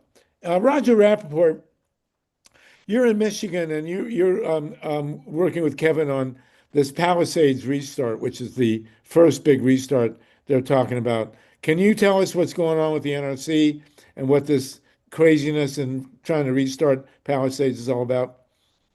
So on last Thursday, the NRC basically green-lighted the restart of the Palisades nuclear reactor. The company that's doing it, Holtec, wants to start refuel in next month, and they want to open the reactor in December.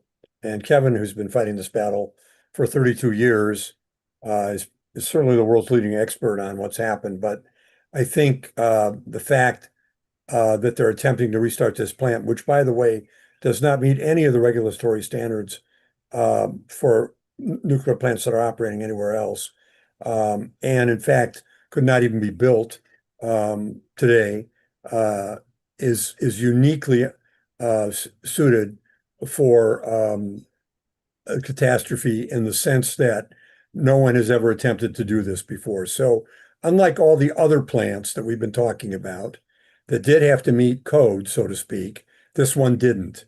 And what that means is, as the former design nuclear engineer at the plant for 6 years, who also was the VP of Con Ed, Alan Blinn, in a set of petitions they filed, for the first time in its history, this plant now has to figure out how they're going to comply with standards that they can't meet at every level. There are so many problems. Literally, it would be like a house that's condemned, literally was set to be torn down, and suddenly you come in and you say, well, I'm going to just put in new plumbing and new electrical and a new roof and all that kind of stuff, even though I'm not going to meet the building code because I'm grandfathered in.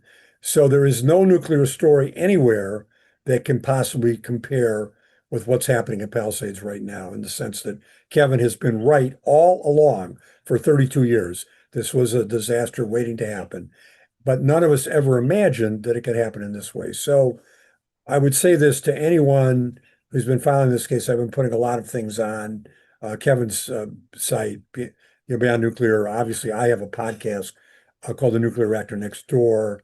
Alan Blinn just put out a press release about his opposition today for hearings.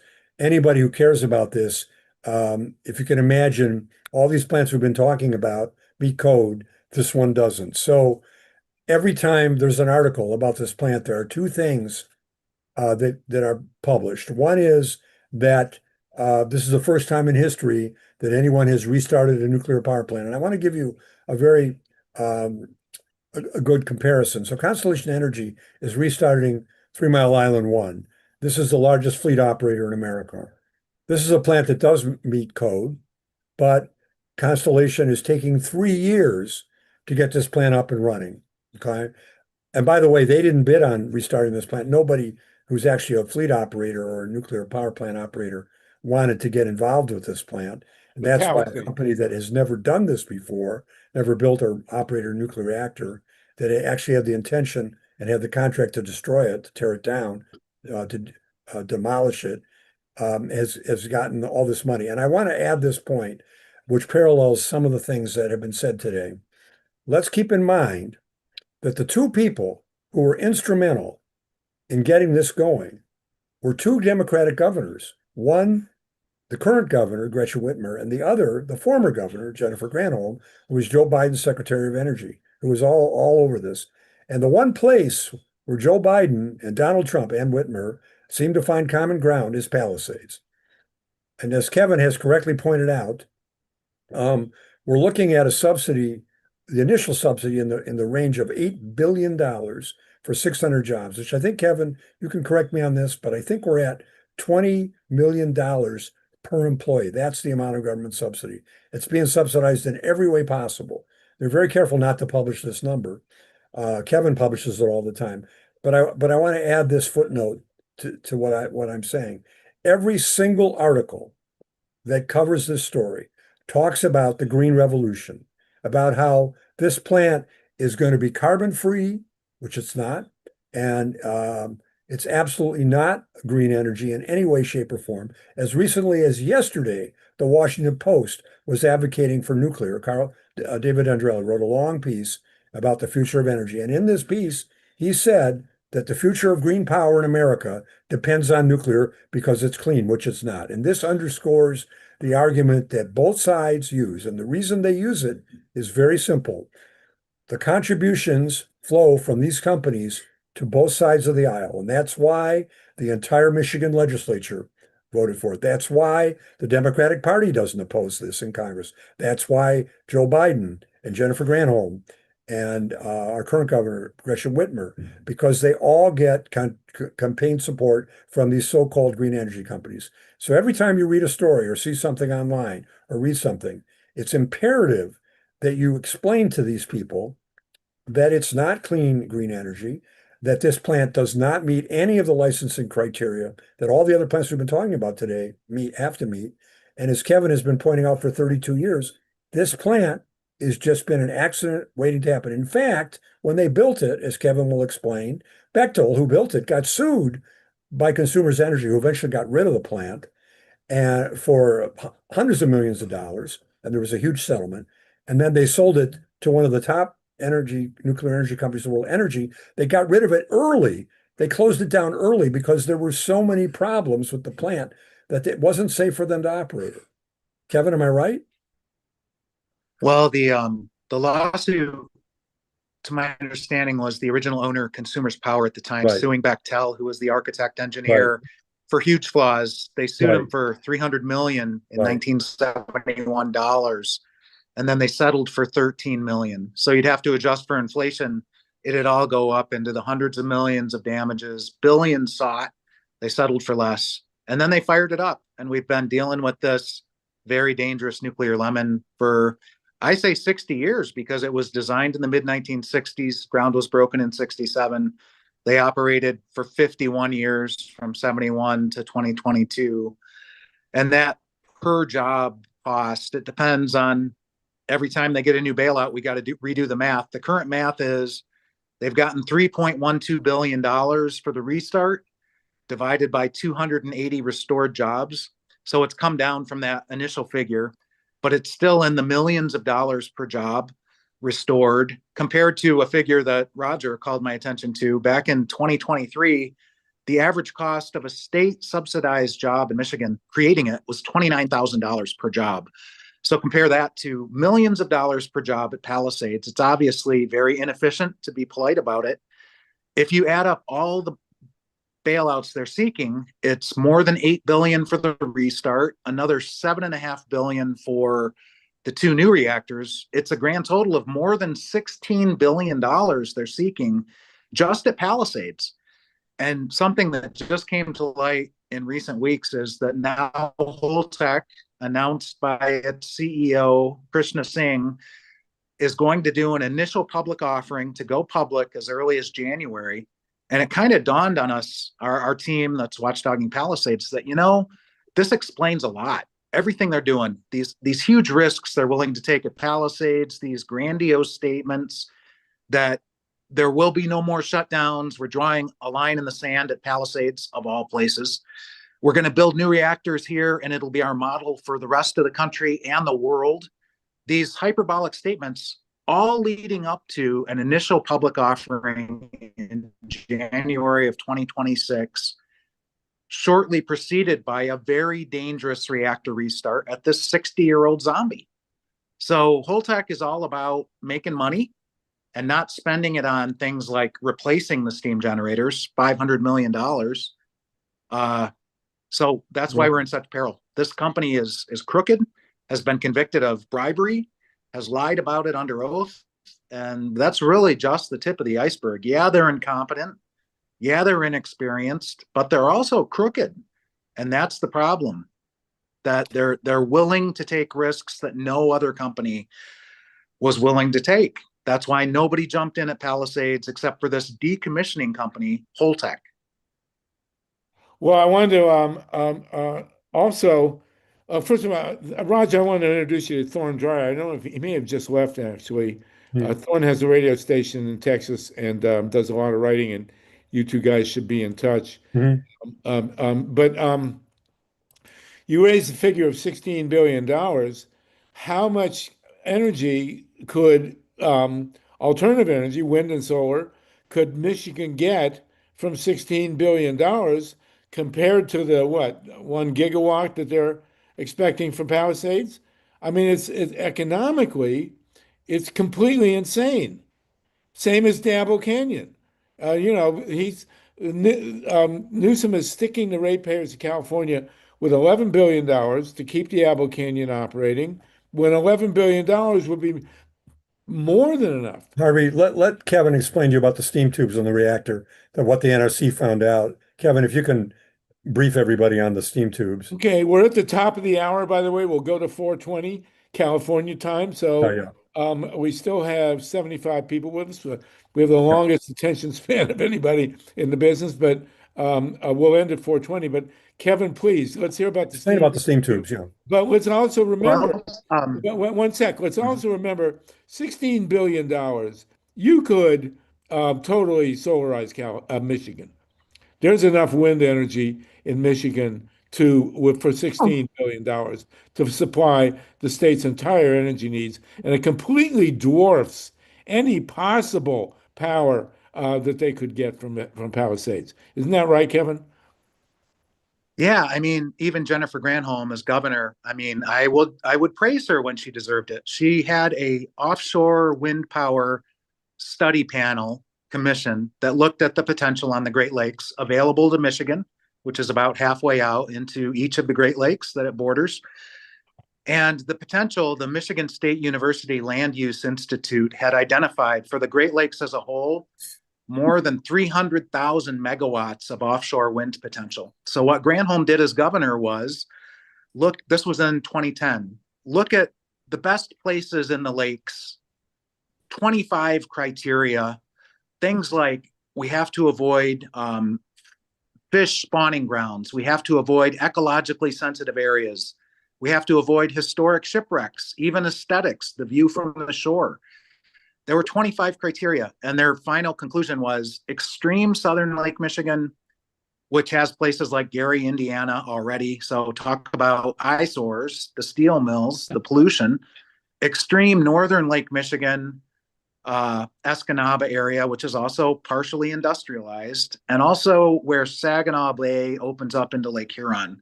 These are already industrialized areas of the lakes, unfortunately, and wind is not going to pollute those areas. It may be, in some people's mind, an eyesore. For other people, it's a very hopeful thing to look at.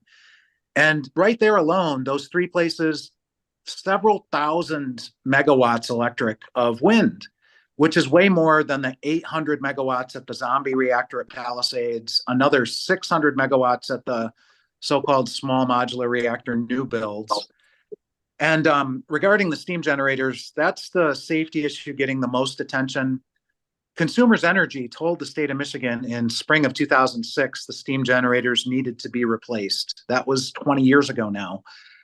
So here comes Holtec, supposedly to decommission Palisades. So what did Holtec do? The first 2 years it had its hands on this plant, 2022 to 2024, they neglected basic safety maintenance on the steam generators, which caused extensive degradation of the very thin-walled steam generator tubes. They now, like I said, don't want to pay $500 million to replace these steam generators that are overdue for replacement for 20 years. They want to do Band-Aid fixes on 80% of the damaged tubes. They want to plug 20% of the worst damaged tubes. And oh, by the way, compensate for those plugs by unplugging 617 tubes that were plugged 35 years ago as a safety precaution, because these steam generators, their design is infamous for vibration damage. Not unlike what happened at San Onofre that led to 2 reactors permanently shutting down in 2013. And we've recently learned some documents that Dave Lockbaum sent to us that these particular steam generators at Palisades were actually fabricated in the early 1970s. Oh, Luckily, they were stored for 2 decades in liquid nitrogen. That was the right thing to do. But they operated from 1991 until 2022, and they are now severely degraded. A self-inflicted wound, a rookie error by Holtec, which again has never operated a reactor, wasn't even sure what it was doing for 2 years, and then all of a sudden decided to restart Palisades. So talk about waste, fraud, and abuse. The tens of millions of dollars or more they're spending on sleeving 80% of the damaged tubes, that's public money. So a self-inflicted wound that they're now bandaging with public money. And Arnie Gunderson, our expert witness, nuclear engineer, has predicted multiple times they're going to blow a tube at Palisades. It's a question of when, not if.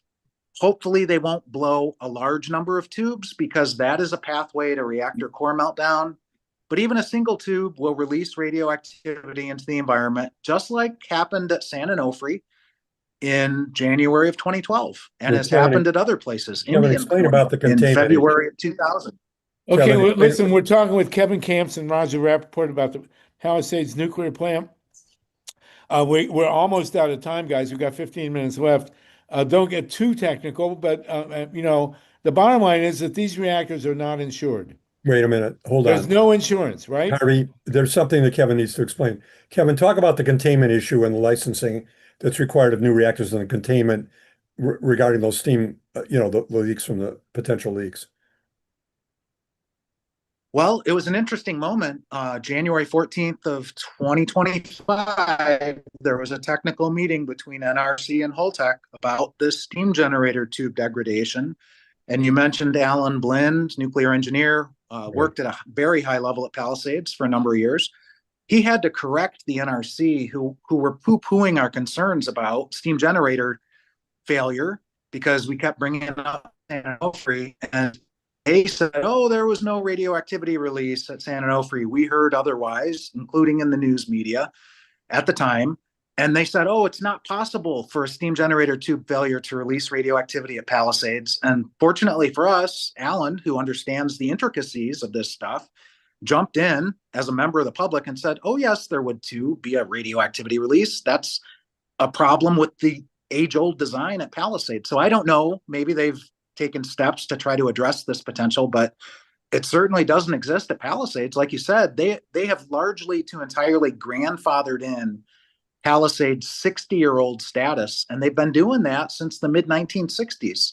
And they've learned a lot of lessons at Palisades that they've applied elsewhere, but not at Palisades. I mean, we haven't even talked about reactor pressure vessel embrittlement.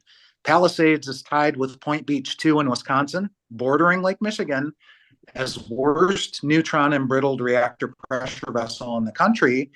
But it has some competition, Diablo Canyon Unit 1, to name one of them. These are pathways to meltdown. If the emergency core cooling system is activated, these vessels through wall because of their embrittlement. And it has a lot to do with the bad metallurgy of the 1960s designs that they eventually figured out, but too late for Palisades. Right. So, and this is an epidemic all over the country. I'm sure THORNE DREYER and ALICE, if you look at South STNP, you'll find many of the same problems. The average age of American reactor, of which there are 94 currently licensed, is 42 years, 42 years old. So, we're looking at an uninsured and now unregulated industry. I mean, the extant word under Donald Trump at the Nuclear Regulatory Commission, after he fired one of the commissioners, is rubber stamp. I mean, that's what we're looking at here. Thank you for this. Stay with us, please. Vina Colley, you're in Southern Ohio, surrounded by another one. Everybody, we're glad to have you stay with us. I hope this isn't too much technical stuff, but the nuclear issue is one of those that's really on edge now. It was bad enough under Biden.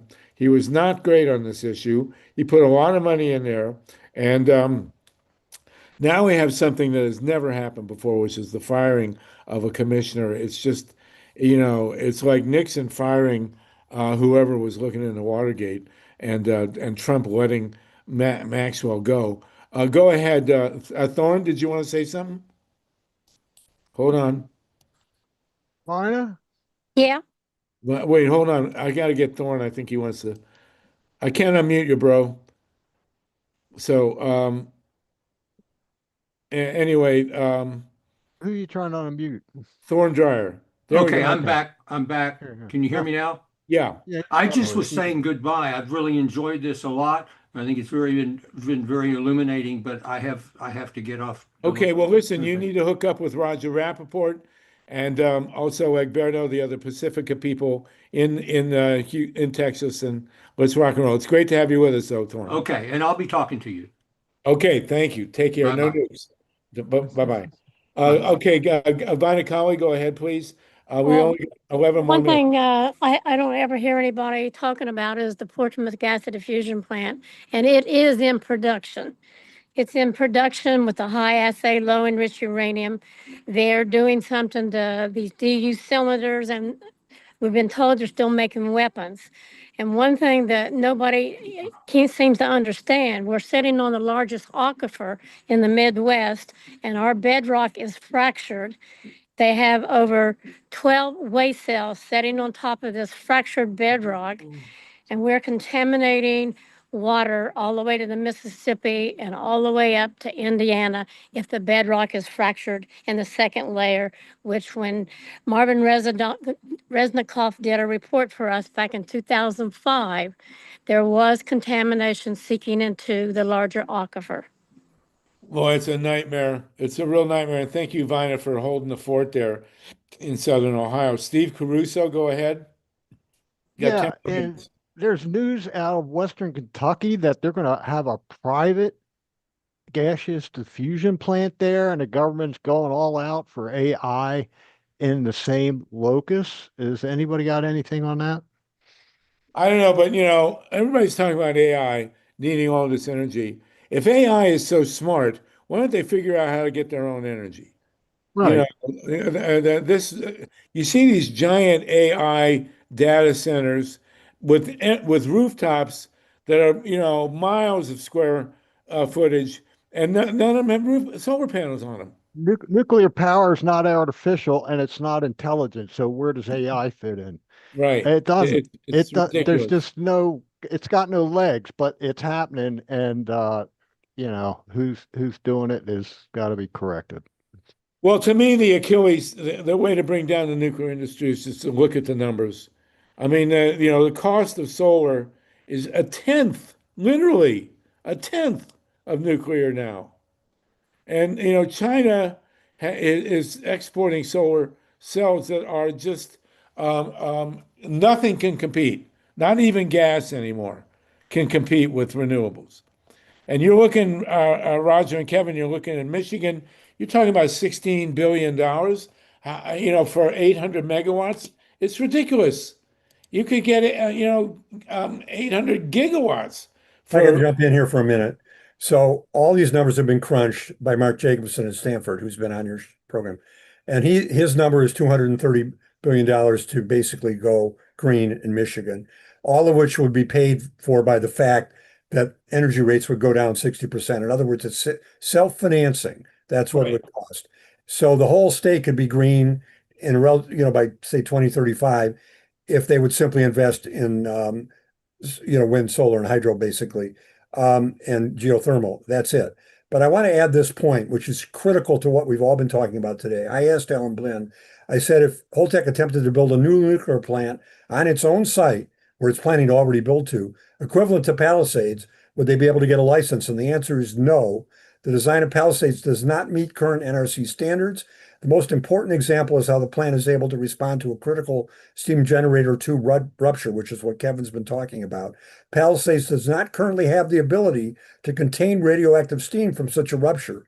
Current design requirements do, which means that if one of these hundreds and hundreds of tubes that are in question by the NRC itself were to fail, there would be a radioactive leak, which would inevitably mean an immediate shutdown of the plant. So when they talk about providing power to 600 100,000 homes from this plant. What they're not telling you is the first time one of these tube fails, they're going to have to shut down the plant. So it's not only Forever. a question of a radiation leak, it's also a question of all this money going down the drain for a plant that may not be able to keep opening every time they have a tube failure. It's insane. And the numbers, the question on solar and wind investments, and there's a ton of wind, as you know, in Michigan, as there is in northern Ohio and in the lakes. Right. What's the payback? 7, 8 years at the max. The price of solar and wind keeps dropping, as does critically battery storage, and the price of nuclear keeps rising. And for some reason, the geniuses at the Wall Street, the Washington Post, and elsewhere never talk about cost. They never talk about the kilowatt hour cost of nuclear versus solar. Yeah. I guarantee, I'm sure, what is the estimated kilowatt hour cost of the power that's going to come out of Palisades, if God forbid they ever reopen it? And how does that compare to the kilowatt hour cost of wind and solar? It's not even close. And nobody's talking about that. Really infuriates me. That's why I asked, where is the wind industry coming out of Texas? It's huge, but they're not saying anything. But Heidi, we're down to 5 minutes. Heidi Vertauer, please. Are you Yep. muted? Go ahead. Go I'm ahead, Heidi. just wondering, I wrote a press release for the Davis-Besse nuclear power plant. I can't remember where it was exactly. Toledo. It's in Huh? Toledo. Right, Ohio. So I'm wondering, like, what's become of that, and where does that stand these days? Well, nobody knows more about Davis-Besse than Kevin Camps does. And, it's a nightmare. I mean, I testified in front of the Ohio House and Senate about Davis-Besse. It's like Night of the Living Dead in there. But, Kevin knows a ton about it. Then we're going to go to Milo, and then we're basically going to be done. Kevin, just give us a couple words about Davis-Besse, then we'll go to Milo and toke up. Go ahead, Kevin. Well, we also, me, Terry Lodge, Michael Keegan, and others gave a lot of attention to Davis-Besse from 2010 to 2016, trying to block the 20-year license extension, which it's operating under right now. And what became the issue was their shield building, a part of their radiological containment, was revealed to be severely cracked. And what it means is they have no containment, essentially. And things like somebody said a nice summer day could be enough to bring that shield building down. The thermal change from a hot afternoon to a cool evening, that might be the final straw for that concrete shield building that is tens of stories tall. And if that happens, it could initiate the reactor core meltdown. There are safety systems located beneath the shield building. So the collapse of the shield building could cause the meltdown that the destroyed shield building would then not contain. So that's the level of absurdity at Davis-Besse. Absolutely insane. Jan Danforth, thank you, Kevin. Thank you, Roger. Thank you, everybody, for being with us today. We're about to sign off. Jan Danforth asked, why doesn't Newsom support real clean energy? Because the industry is being outbid. If there was a solar lobby that was bribing Gavin Newsom the way the nuclear lobby does, he'd shut it down. But, here we are, same in Michigan, same everywhere. The solar industry has got to get its act together. I mean, it's huge. And every number that you use in the economics of renewables versus nuclear is 10 times in favor of solar, in favor of solar-topian energy, but they're not in the political arena, and we got to find out why. Mila Reeson, go ahead. I just want to thank Rhonda Roth, who's still with us, who messaged me earlier and alerted me to this new article about Miami's drinking water being threatened by Turkey Point nuclear power plant. And perhaps we can get to that information in the coming weeks. There's so much to cover. Yes. It's endless. So Well, thank you, Rhonda, and sorry that we didn't talk more about it today, but I did put a link in the chat. Well, Rhonda, we'll do this again next week. And this was an amazing discussion. Thank you, Bob FITRAKIS, for the lowdown on Jeffrey Epstein way back when. And glad Alice Thorne joined us from Texas. John Steiner, thank you for raising the issues. We've got to, in the next one, we got to talk about protecting the vote, not just gerrymandering in 26. And Roger and Kevin, I looked in the wind industry in northern Ohio, and way back when, and the Ohio legislature killed it. $4 billion. Harvey, Trump went on an all-out tirade today in the UK with Starmer on wind, and he hates it because they built windmills next to his golf courses, and he can't stand watching them. Drives him out Right. of his mind. But the problem with him is that Hysterical. I just put it in the chat. yes. Oh, yeah. I saw some of that. The You went wind nuts. wind power is currently in Texas and elsewhere a tenth the cost of nuclear. And southern Michigan, northern Michigan, the Great Lakes, all of the northeastern United States could and should be powered by wind cheaper than nuclear. Thank you, everybody. Thank you, Steve Caruso, for engineering, and Mike for co-convening. Miles, thanks for sticking with the Solartopia show, as well as Tatanka. Listen, everybody, time to go toke up. It's 4:20. We will see you again next week in Greepland. That'll be 2:20 something or 2:30 something. And again, no nukes, everybody. These are dangerous but certainly interesting times. Take care. 2:33. 2:33. There you go. Thank you. Bye-bye. Everybody, thank you, and you'll and come back next week to everybody. Okay? See ya. See you in Solartopia. Come on back now, you.